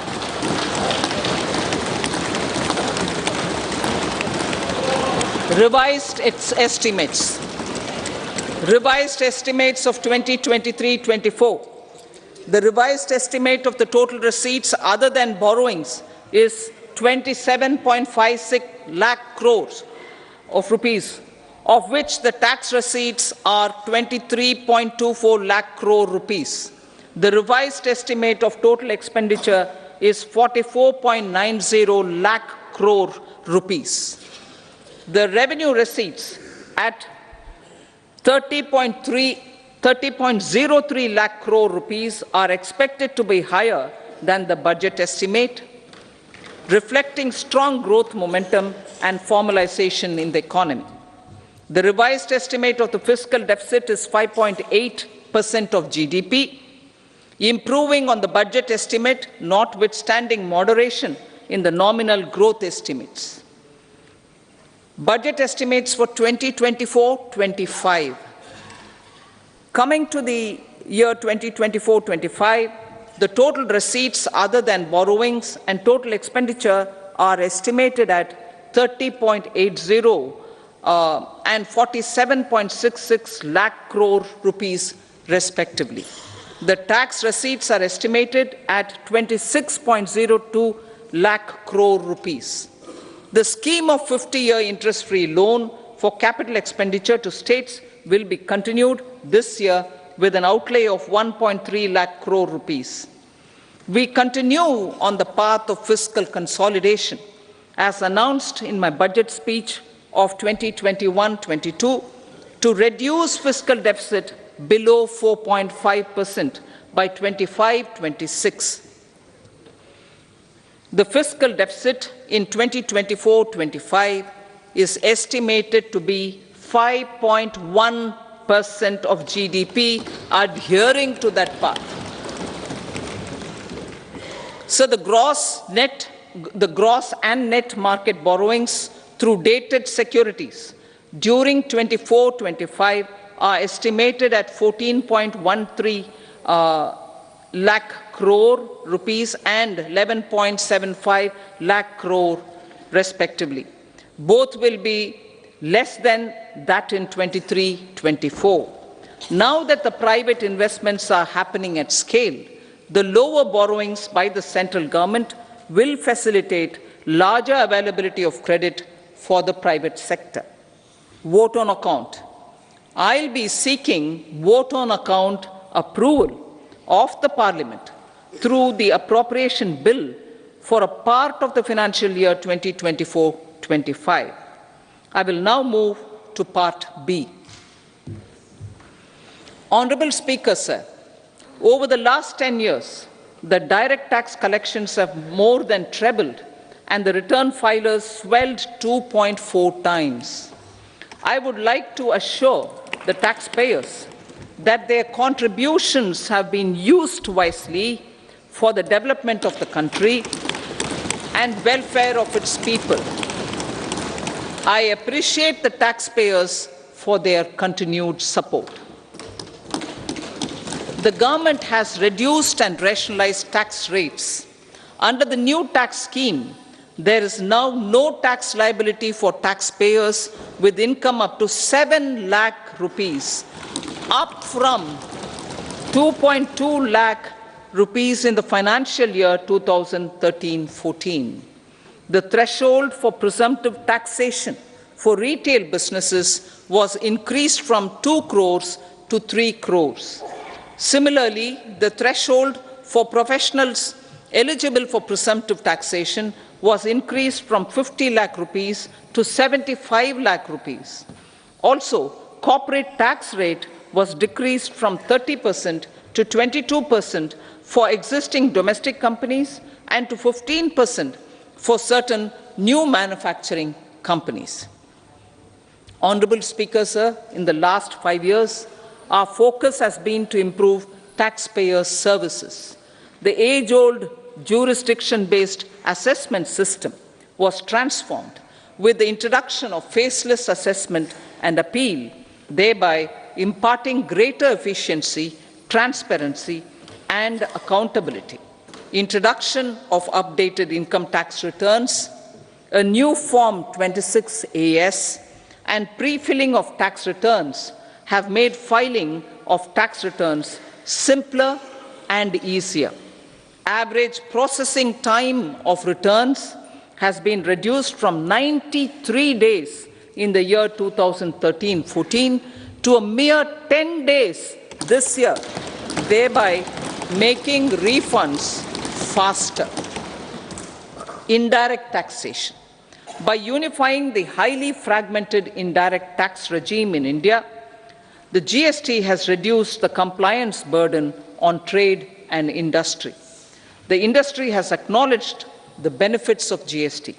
According to a recent survey conducted by a leading consulting firm, 94% of industry leaders view the transition to GST as largely positive.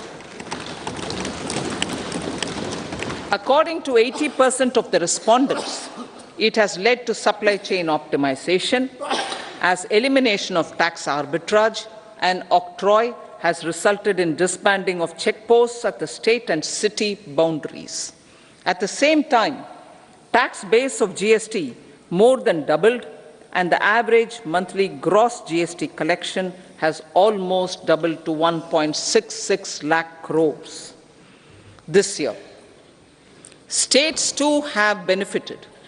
States' SGST revenue, including compensation released to states in the post-GST period of 2017-18 to 2022-23, has achieved a buoyancy of 1.22. In contrast, the tax buoyancy of state revenues from subsumed taxes in the pre-GST 4-year period of 2012-13 to 2015-16 was a mere 0.72. The biggest beneficiaries are consumers, as reduction in logistic cost and taxes have brought down prices of most goods and services. We have taken a number of steps in customs to facilitate international trade.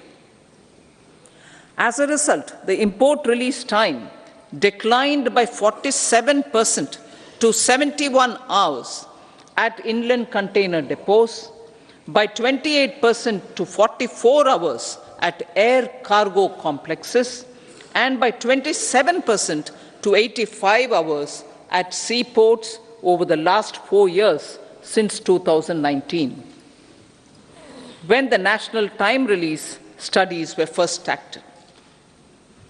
Tax proposals.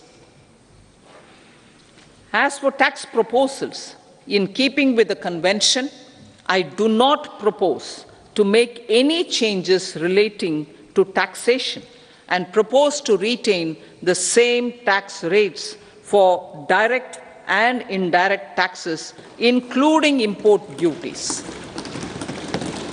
However, certain tax benefits to startups and investments made by sovereign wealth or pension funds, as also tax exemption on certain income of some IFSC units, are expiring on 31/3/2024. To provide continuity in taxation, I propose to extend the date to 31/3/2025. Moreover, in line with our government's vision to improve ease of living and ease of doing business, I wish to make an announcement to improve taxpayers' services. There are a large number of petty, non-verified, non-reconciled or disputed direct tax demands, many of them dating as far back as 1962, which continue to remain on the books, causing anxiety to honest taxpayers and hindering refunds of subsequent years. Honorable Speaker, sir, I propose to withdraw such outstanding direct tax demands up to 25,000 rupees pertaining to the period up to financial year 2009-10 and up to 10,000 rupees for financial years 2010-11 to 2014-15. This is expected to benefit about 1 crore taxpayers. 1 crore taxpayers would benefit out of this. Economy then and now. In 2014, when our government assumed the reins, the responsibility to mend the economy step by step and to put the governance systems in order was enormous. The need of the hour was to give hope to the people, to attract investments, and to build support for the much-needed reforms. The government did that successfully, following a strong belief of nation first. The crisis of those years has been overcome, and the economy has been put firmly on a high, sustainable growth path with all-round development. It is now appropriate to look at where we were then. I repeat, it is now appropriate to look at where we were then till 2014 and where we are now, only for the purpose of drawing lessons from the mismanagement of those years. The government will lay a white paper on table of the House.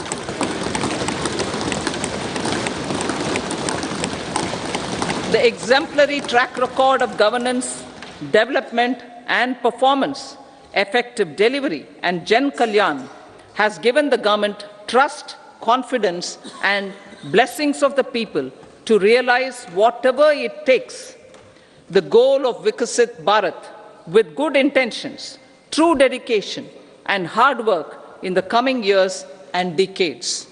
With this, Honorable Speaker, I commend the interim budget to this august House. Jai Hind.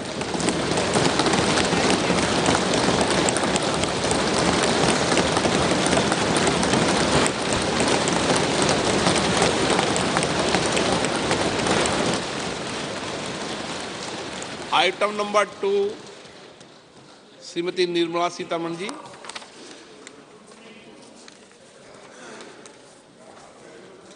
So, with your permission, I rise to lay on the table the following statements under Section 3(1) of the Fiscal Responsibility and Budget Management Act 2003, Medium-Term Fiscal Policy cum Fiscal Policy Strategy Statement and Macroeconomic Framework Statement. Item number 3, Srimati Nirmala Sitharaman ji. Sir, with your permission, I rise to move for leave to introduce the Finance Bill 2024. प्रश्न ये है कि विधेयक को पुनर्स्थापित करने की अनुमति प्रदान की जाए। जो सदस्य इसके पक्ष में हाँ कहें, जो सदस्य विरोध में ना कहें। मेरे विचार में निर्णय हाँ वालों के पक्ष हुआ, हाँ वालों के पक्ष हुआ। माननीय मंत्री जी विधेयक को पुनर्स्थापित करें। So I introduce the bill. सभा की कार्रवाई शुक्रवार दिनांक 2 फरवरी 2024 को प्राप्त 11 बजे तक के लिए स्थगित की जाती है। Can we cut?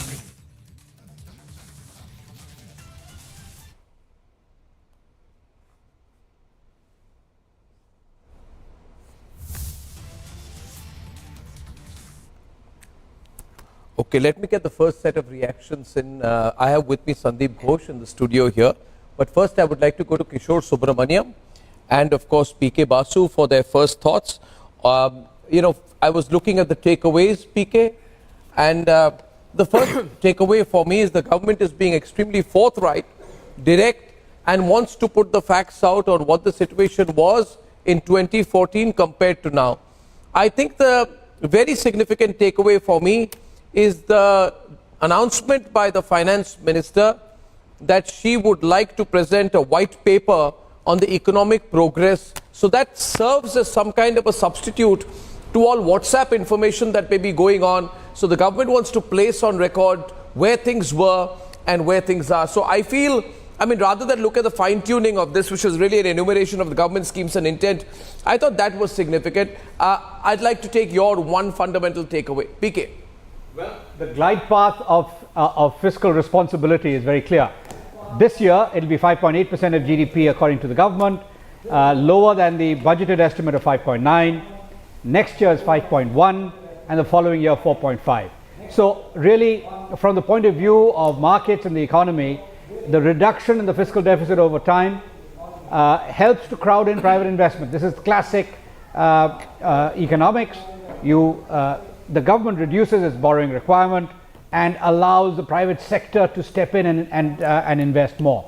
I don't think there's going to be any real change to the strength of public investment by the government. Public investment continues, infrastructure is going to continue to be built rapidly, but the fiscal deficit comes down because direct tax revenues in particular, as well as GST, are continuing to grow at a very robust pace. So from an economic and market standpoint, this is very positive. Of course, it's an interim budget and therefore there can be no tax changes. The only tax change, of course, is that all the exemptions that expire at the end of March this year are extended for 1 year. But apart from that, no tax changes, which is because this is an interim budget. There is going to be much more to come in July. Yeah, I would like to add a couple of points. See, fiscal prudence has been the path they are taking, and that's the right approach. Otherwise, it's an interim budget. I think they have been clear that there will be no populism. That is a very important point, because the moment you start hovering on taking seats and doing populism, you're going to leak a lot of money. There has been prudence on that ground, and continuously, be it 2019 or this year, we have seen the same direction where you do not take populism. That's a very good stuff, and I think that this fiscal prudence and the control of inflation, with which RBI is doing a wonderful job, will actually put us on the economic highway at a speed which will be unmatched in the globe. So positive for the markets, not much for the taxpayers, no relief because it's an interim budget. But again, remember, no bad news is great good news. That's my take. And one more point to add, just before I forget, one more point to add. I found a very refreshing. Yeah, please. Yeah, one more point I want to add is that the thrust on tourism on Lakshadweep was a political, whatever message you call it, it was there. I liked it. Yeah. I liked it. Abhishek. Arnab, so of course the economic analysis would come from the experts. Political messaging, social justice, saturation coverage, triple talaq, women in workforce, women's reservation, and remember Arnab, BJP is strong in north and west, the focus on east and south. So the finance minister said in so many words, Eastern India is going to be the engine of growth, and she mentioned Pragananda as the power of youth, focusing on south. I think the message is clear. South and east is the focus now, west and north having taken care of. And of course, the women power, Nari Shakti, with all the things I mentioned, women's share increasing in Pradhan Mantri Awas Yojana, both urban and rural, triple talaq mentioned, women in workforce. She also mentioned that women are part of Waqf now, which means she's focusing on the women from minority community also. So I think that's my political message coming out of the budget. Absolutely. I want, before I go to Sandeep, I want to go back to Piruz, who said, Sabka Saath, Sabka Vikas, Sabka SOP. He hasn't got a single SOP today, but I'd like to get his take on the way things have panned out, because Piruz, the government has given its clear statement of intention. A, fiscal deficit is very well controlled, and they are talking about people-centric inclusive development. You know, of course, so you must have seen the speech for the last 1 hour. What's your single takeaway?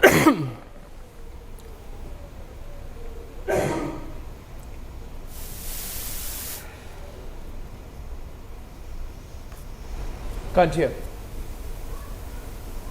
To even not have your bad news. So bad news not hearing is also good news. You're back. Hello. Yeah, your audio nahi aa raha. Okay. So sometimes no bad news is also good news, Arnab. So sometimes even no bad news is good news, and I think that there is no change in the tax structure is very good, because what I didn't want is that we should not what I call tax the rich and get to the poor. So I think that does not happen. Everything is same. Now coming to the good positive parts of the budget, I think the whole idea of infrastructure spending in rural areas, which is my industry, agri, dairy, fisheries, and I think if they also put a lot of pressure, a lot of things on infrastructure, food processing, branding, I think this is very good, because if India's manufacturing economy has to grow, even agriculture processing, dairy processing, food processing has to grow. So these are, I think, very positive announcements.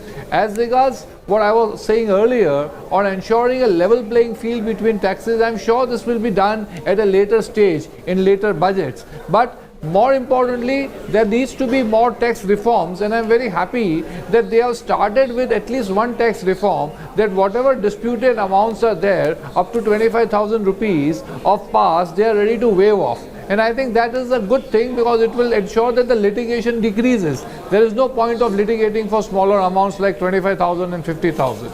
Also, they have linked, at the state level, they have linked money with reforms. So a lot of state governments are going slow on reforms. So I think when you give them finance and you link it to reforms, that is a very positive move.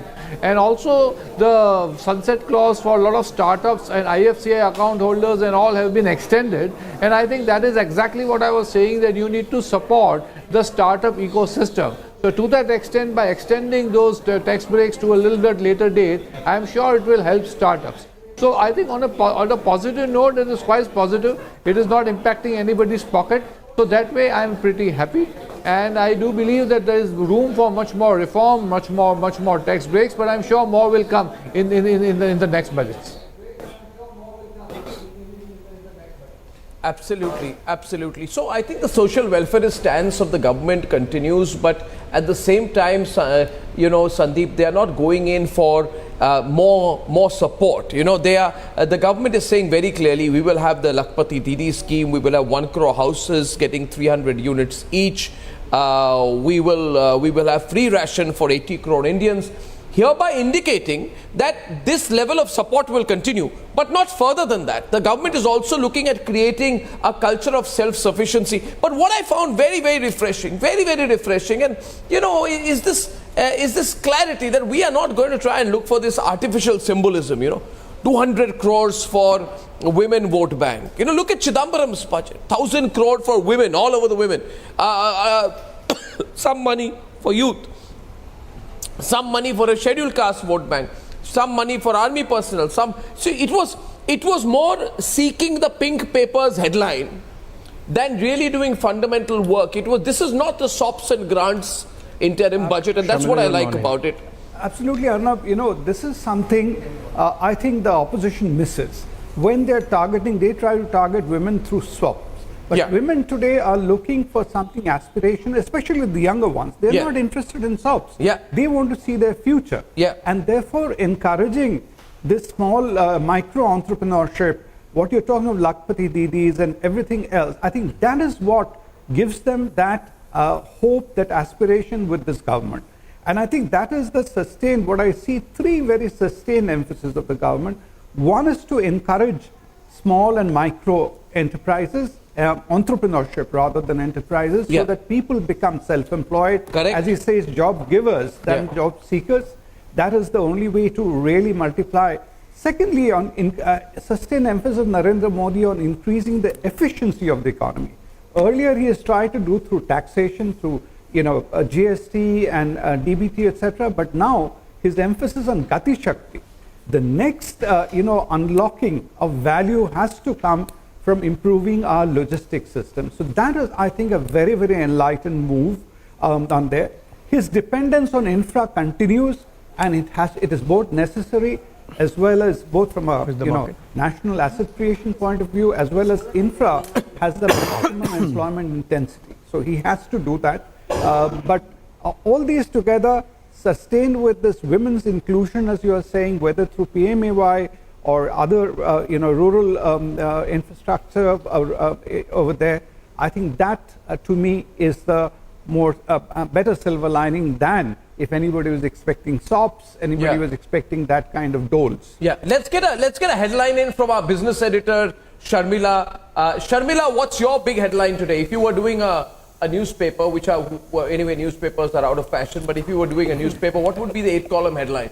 A lot of people will be very angry with that statement, Arnab. But clearly, with the finance minister giving a very stable budget layout, with no major changes, we will expect the market to be stable. The numbers are just coming in. And also, as you just said, that no big SOPs, no big doles going to be given out. The government has already said that they're quite saturated on the social schemes front. So which means that more and more capex will be diverted towards growth, manufacturing, etc., industry, which is also great for generating employment in the long term. And so I think it's a very prudent budget and not a populist one.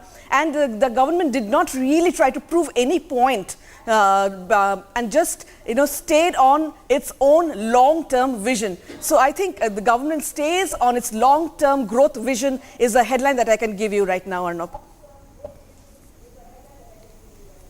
Yeah, absolutely. And let's go to Sumit Mehta also. Sumit, what do you think? Arnab, this is an amazing budget. First thing is, no bad news, no changes is one very big good news. Second thing is the confidence that the government has in spearheading the infrastructure development. You look at Gati Shakti.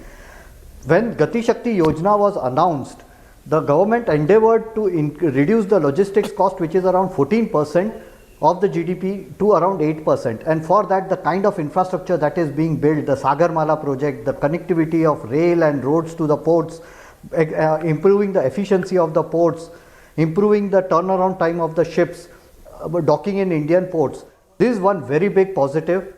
Second thing is, if we look at the way government has gone ahead to reduce litigations, that is one very big reform from this government side. Up to 25,000 rupees, any tax litigation which has been going on for ages and ages, is finally we are seeing a closure of that. This is a very big relief for many businessmen and also for the medium class taxpayers also who have been facing this kind of receipts. One very glaring factor I would like to tell you, numbers. Honorable Finance Minister talked about 34 lakh crore rupees of leakages being stopped by this particular government. 34 lakh crore rupees as a percentage of GDP is around 11% of the GDP. Government has saved leakages to the extent of 11% of the GDP, and that is the real success of the government, that they have been able to go for progressive welfareism in the state, at the same time invest heavily in infrastructure and build the kind of infrastructure which is now at from 10 lakh crores it is now increased to around 11.1 lakh crore rupees, and also very importantly increase the overall expenditure by the state in infrastructure that has gone up. Public spending in infrastructure has gone up, and I think this is a very progressive budget. It also talks about the government's confidence that reforms will continue. I'd like to add two things. Jim Rogers had said that there is a lot of bureaucracy. My experience as a chartered accountant, I think, Sumit, that is the point. When I started articleship, Sumit, I think that is the main point. The government has not presented in what would be described, Ashish, as an election budget. Am I right, Abhishek? Yeah, Ashish, this is not an election budget, and that's what I like about it. Yes, absolutely. In fact, there were expectations in this budget that government will announce a lot of SOPs. But if you look at it, the capital expenditure which mostly people said would be around 8 to 10% is upwards of 11.1%. So capital expenditure, which is at 3.4% of GDP, has come as an absolute surprise. You just ask somebody right now, what would be the headline for tomorrow? I think the headline, if it were a newsprint, it would be governance, development and performance, a new definition for GDP that the government has come out with. The white paper that the government has proposed on the Indian economy is, I think, a step in absolutely the right direction. The finance minister spoke about, Jan Dhan account. Now, the French president was here, so I'd just like to give it in terms of that perspective. French population is 6.7 crores, whereas India, Jan Dhan accounts opened in the last 9 years is upwards of 51 crores. And the amounts lying in that, when people said, these are waste of time and there will hardly be anything, it will be a problem to manage these accounts. The amounts in these accounts are 2.1 lakh crores. I think overall, if you see, government has stuck to its path when it comes to even the glide part for fiscal. I think one person who got it right, and he's on this panel, and I cannot but mention, is PK. He was the only one who kept on saying that the GDP growth will be higher than 7.5%. He's the only one who kept on saying that the government can surprise you on the fiscal deficit side, and what it is, I mean, against 5.9 and still sticking to 4.6 by FY 2026. I can see PK, a smile on PK's face. PK, he was spot on. You got it right. He was absolutely spot on. Yeah, well, I think both in terms of growth and in terms of the fiscal deficit numbers, the government is outperforming expectations by a long way. I think in terms of growth, the numbers, they are still very cautious, but I think they are going to do a lot better than the implicit growth numbers that are in the budget projection. So I'd say that the improving just one last point that I want to make before I give it to you, PK. No change. There was some there were fears that there could be some tinkling with the STT, and that's not happened. There is no change in tax, so no change is actually a huge positive. That's the only point I wanted to make. PK, sorry to interrupt. One more point I wanted to add was that one interesting mention by the Honorable Finance Minister, FDI, first develop India. Now that's going to catch a lot of headlines tomorrow on the print media, because that's a very strong message, though lightheartedly said, but first develop India. That's a very, very interesting message. And I come from an industry where mutual funds I sell, so I understand one thing, that the domestic inflows, be it through the SIPs or the mutual funds, have ensured that we are no longer dependent on the FIIs. So remember, there will be a day and age where we will be completely self-sustained, and that's a great messaging, not politically necessarily, but that's a great messaging for sustenance and growth of internal consumption and India as a whole. Allow me one point in continuation to what you just said, Adda. Pre-budget, we discussed about all the external headwinds.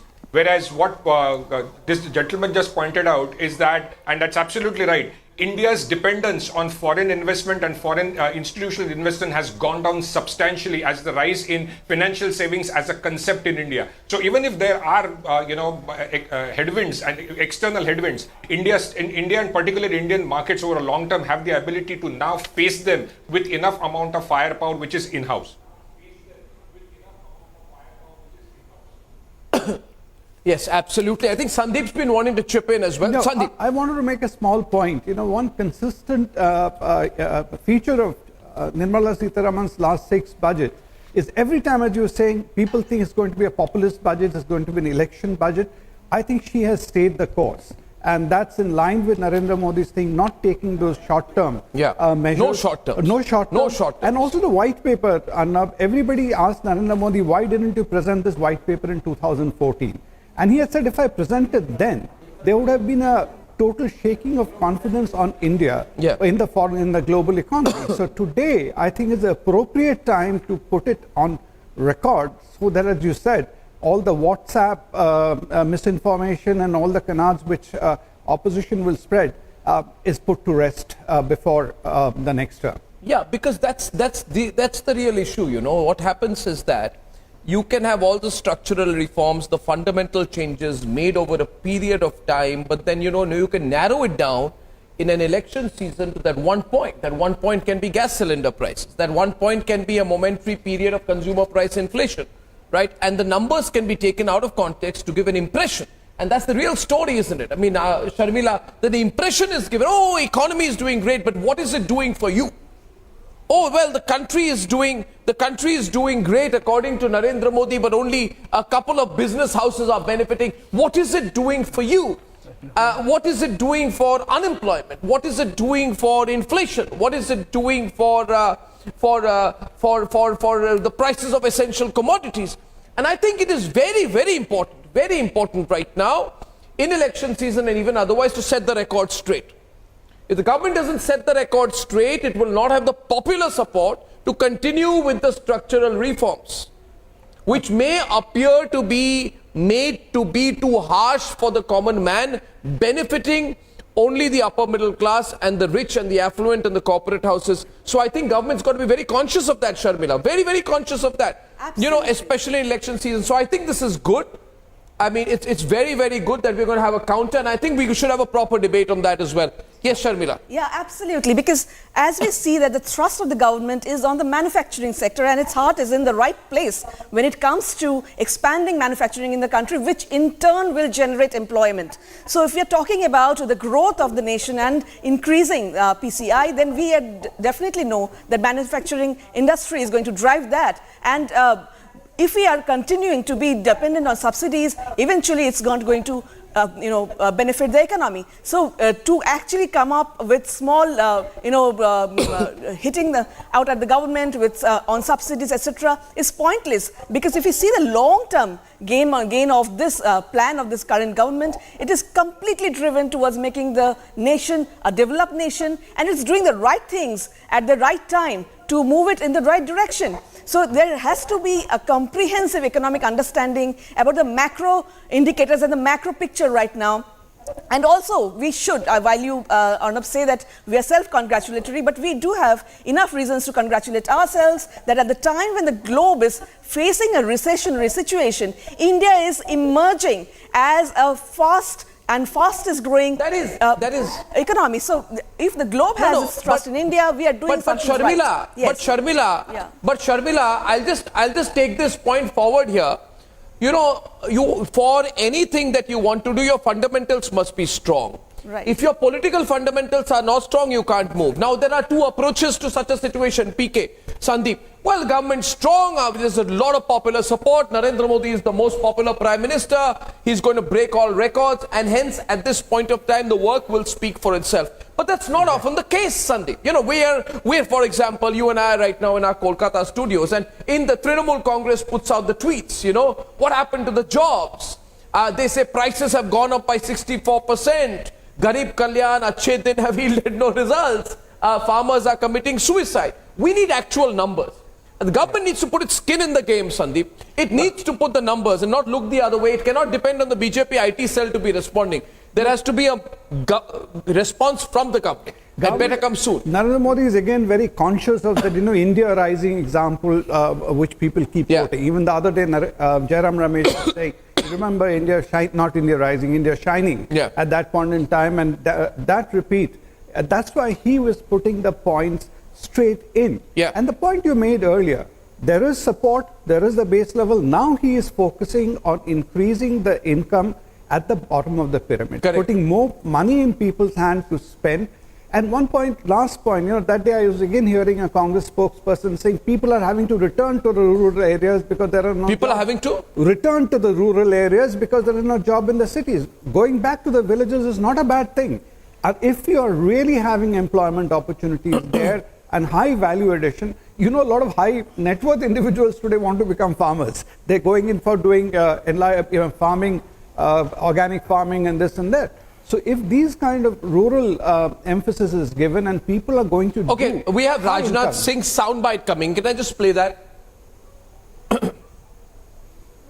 बहुत ही उत्साहवर्धक है और आगे के लिए भी और अधिक आशाएं बढ़ती हैं और भारत की इकॉनमी की साइज जितनी इस समय है, इसमें पूरी तरह से मैं आश्वस्त हूं इस इंटरिम बजट के कारण ही जो भी इंडिकेशन इस बजट से मिले हैं कि हमारी इकॉनमी जो आज दुनिया की टाइप 5 कंट्रीज में है उसकी साइज बढ़कर 2027 तक मोर देन $5 ट्रिलियन जाएगी और 2030 आते आते मोर देन $7 ट्रिलियन तक पहुंचेगी। 2047 का जो एक रोड मैप दिया है प्रधानमंत्री, या उस रोड मैप, उस टारगेट को हम अचीव करेंगे, हम लोग पूरी तरह से कॉन्फिडेंट हैं। बहुत thank you sir.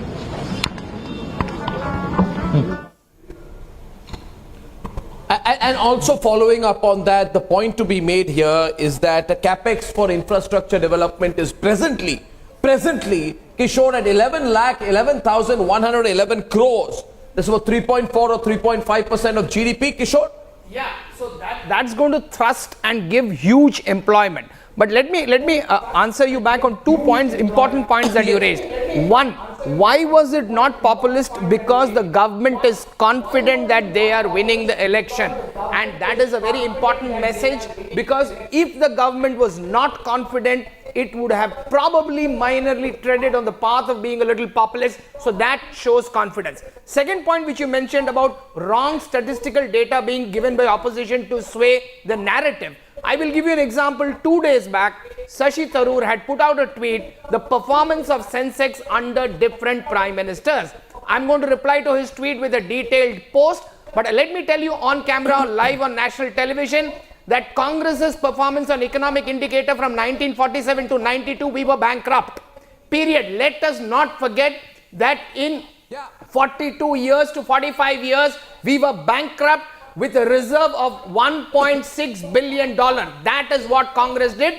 It took us 20 years to recover from there, and now we are moving back. So before the opposition puts such narratives and statistically trying to sway people with wrong things, you need to understand that if you look at the period where India grew the fastest, which is from 2004 to 7, that foundation was laid by BJP. Atal Bihari Vajpayee had laid that foundation, and with the Golden Quadrilateral, we started the project and we moved ahead. So swaying with numbers is very easy, but the fact of the matter is that this is the fastest growth, the best growth, fiscally the most prudent, at a GDP rate better when the globe is under recession. So we need to understand that we are not growing, we are growing under... Mahesh Babu, Global CEO of Switch Mobility, who's joining us right now. Mahesh Babu, let's get a quick set of reactions out there, and I'll keep summarizing the big headlines in my view.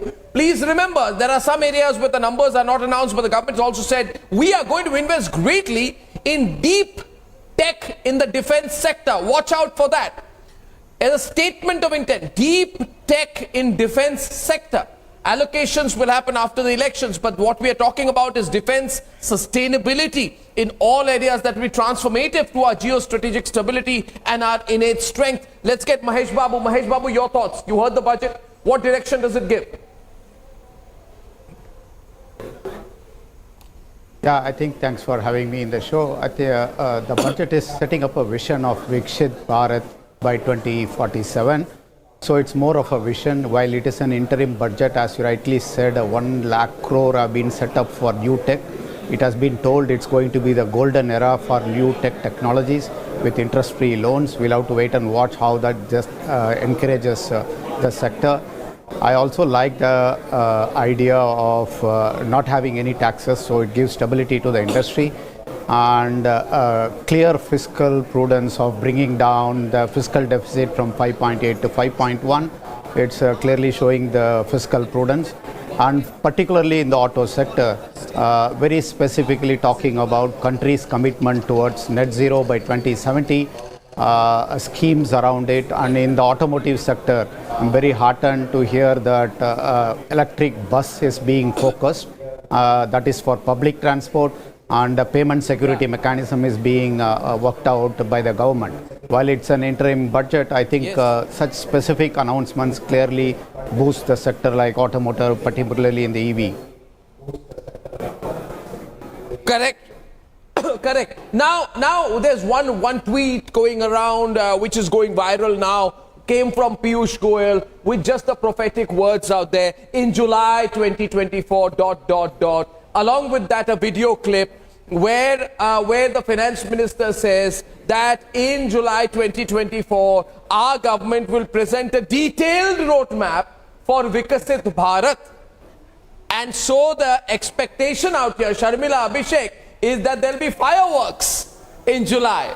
Obviously, so the finance minister has kept the powder dry, for the bigger one. Obviously, she has kept the powder dry for the bigger one, Arnab. Yeah, but that's a big message, right? I mean, it's going to be like, okay, so the big game changer budget. That's also the kind of confidence that the government has, that, they don't need these big bang kind of things just to win an election. The election they are anyway winning. ये तो सिर्फ झांकी है, ये तो सिर्फ झांकी है, असली बजट बाकी है. ये तो सिर्फ झांकी है, असली बजट बाकी है. I get sense, I like this quiet confidence. Forever we've been condemned with situations where it's almost like handouts being given. A railway budget by Lalu Prasad Yadav. Lalu Prasad and Chidambaram have ruined the economy of the country and the railway economy of the country respectively. I find it rather more exciting that in one sentence, instead of wasted effort, the government says that we are going to, I think a mention was made of 40,000 coaches, rail bogies, which will be brought to Vande Bharat levels. And that was a very matter of fact thing, Abhishek. No great elaboration of it. Yeah. This route, that route, we will give it from Kolhapur to this place, and hence vote for me there. We'll give it from Guwahati to Silchar, hence vote for me there. There is no attempt at all at appealing to any vote banks. And releasing the passenger track by moving to the. I like the fact that they're not talking about geographical sectors and getting claps from certain areas, then seeking those stops. That's so terrible. It's so demeaning. We're not seeing any of that happen right now. That's for me is very, very exciting. Keshav Bhajanka, congratulate PK, our own Raghuram Rajan predicted 5.5%, and PK gave us the correct prediction of GDP. Yeah, of course. You can't. I mean, PK is at another level. PK is at another level. He's coming into his prime, unlike Raghuram, who is over the hill. So we have to keep PK strongly encouraged on those factors out there. We have a lot of faith in PK and Kishore, and that's the way we look at it. Keshav Bhajanka of Century Ply. Keshav, hi. You saw the whole budget speech. How did it sound? How do you feel? I think we need to give credit where credit is due. It is a fantastic budget. I think the government has truly stated, it's a statement of fact that we are going to move towards 10, 20, 30 trillion. And a few highlights, the increase in spending on infrastructure, which is something that we're all hoping for. The focus on the Prime Minister Gramin Awas Yojana, which is going to be really beneficial for our sector, and the focus on the tourism industry. I think from the point of view of real estate and housing and related sectors, it is an excellent budget. And I don't think, we could have expected, most of us are expecting populist measures, but I don't think that has come through. I think this is a brilliant and a very, very balanced budget. Ask Mr. Bhajanka about the cement corridor. He also makes cement. Ask him directly. Mr. Bhajanka, what about the cement corridor? How do you think it will benefit the cement industry, especially since you're in the northeast? And will it give you greater reach, footprint? in the mainland? Good point to him, yeah. 100%. I think, the steps that are being taken, they are to promote business all across. The Northeast has been a slightly, I would say, neglected sector.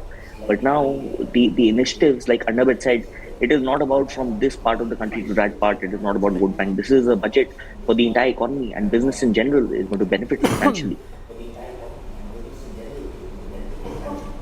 Today, movement of cement, etc., gets stuck with coal movement, sometimes agriculture movement, but having a separate corridor, it's also, Narendra Modi's integrated vision of infrastructure. He doesn't look at it in isolation. He needs to create Gati Shakti, he needs to create channels for cement and the ports, etc. I think that is what's distinguishing. Yeah, okay. Nirmala Sitharaman speaking in the Rajya Sabha right now. I'd like to cut it briefly, please. Statement and macroeconomic framework statement. Thank you. Honorable members, I have to inform honorable members that panel of vice chairpersons has been reconstituted with the following members: Srimati Ramila Ben Bechar Bhai Bara, Srimati Seema Dwivedi, Dr. Ami Yaznik, Srimati Mosam Noor, Shri Kanak Medla Ravindra Kumar, Shri Prabhakar Reddy Vemi Reddy, Professor Manoj Kumar Jha, Lieutenant General Dr. D.P. Vats Sevanivrit.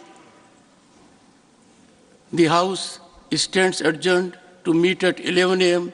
on Friday, the 2nd February 2024.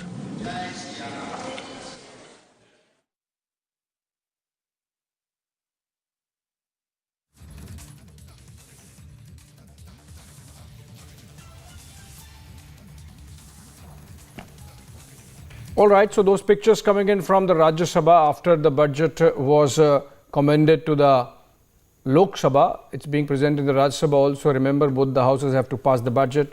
There would, of course, be a short discussion also, and then it gets passed. I believe in the Lok Sabha it did get passed, right? And the Rajya Sabha, in fact, got adjourned till tomorrow. We are looking at the takeaways from the budget. We are having this conversation. And Sharmila, our business editor, is with us.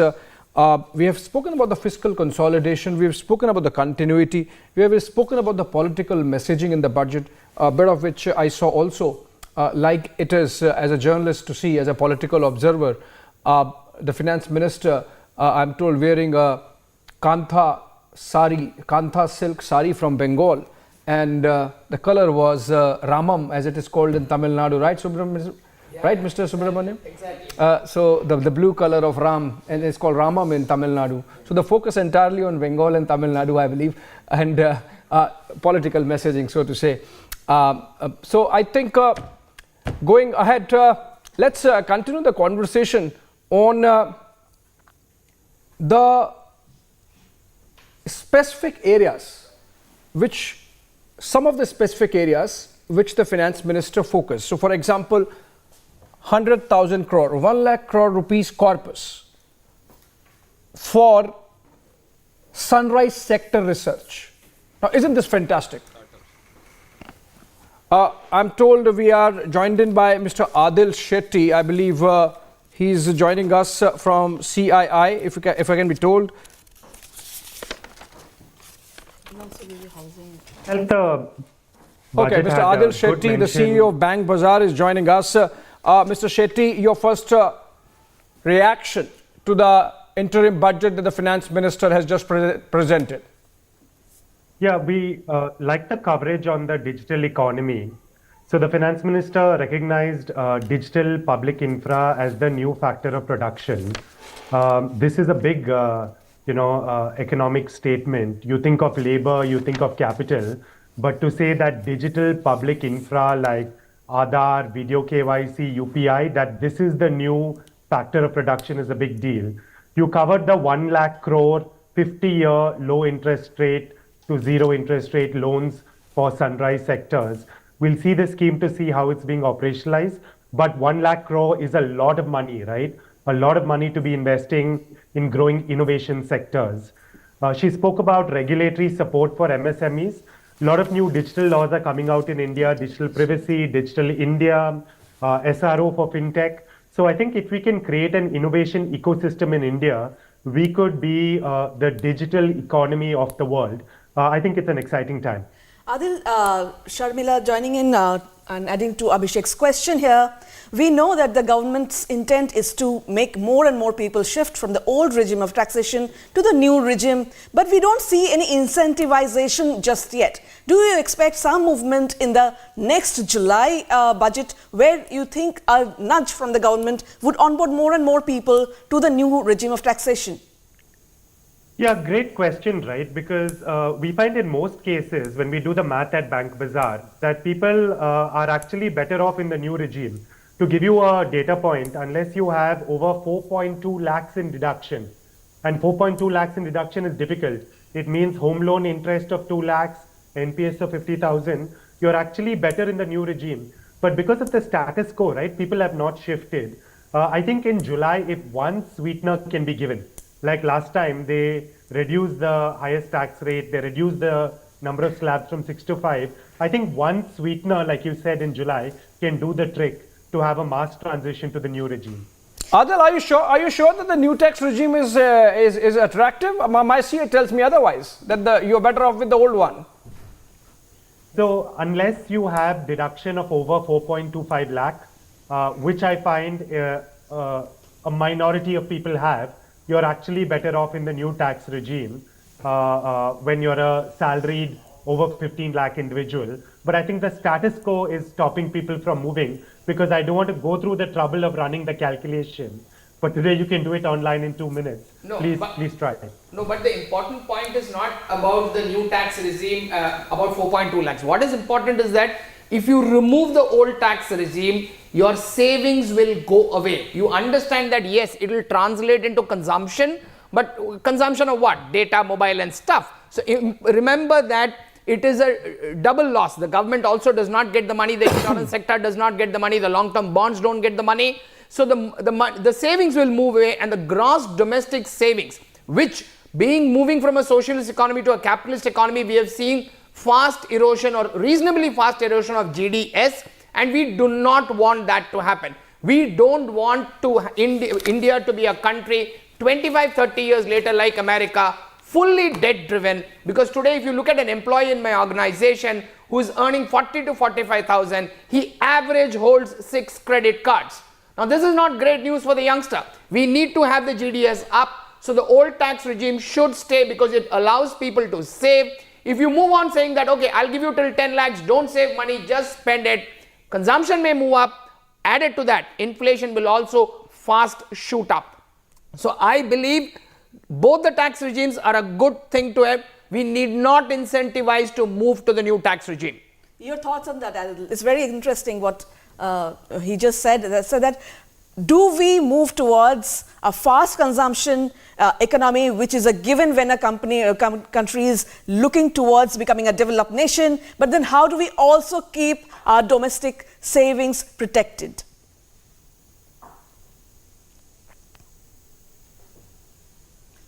Well, if I could just respond, the interesting thing is that what is incentivized in the old tax regime is saving through insurance. If you save through fixed deposits, you don't get the incentives. So if you're in a new tax regime, you're not going to do as much saving through investment. You're just going to place much more fixed deposits. So I think in some ways, if there's a benefit from this, it is a shift from insurance to banking. The banks will benefit a bit more from the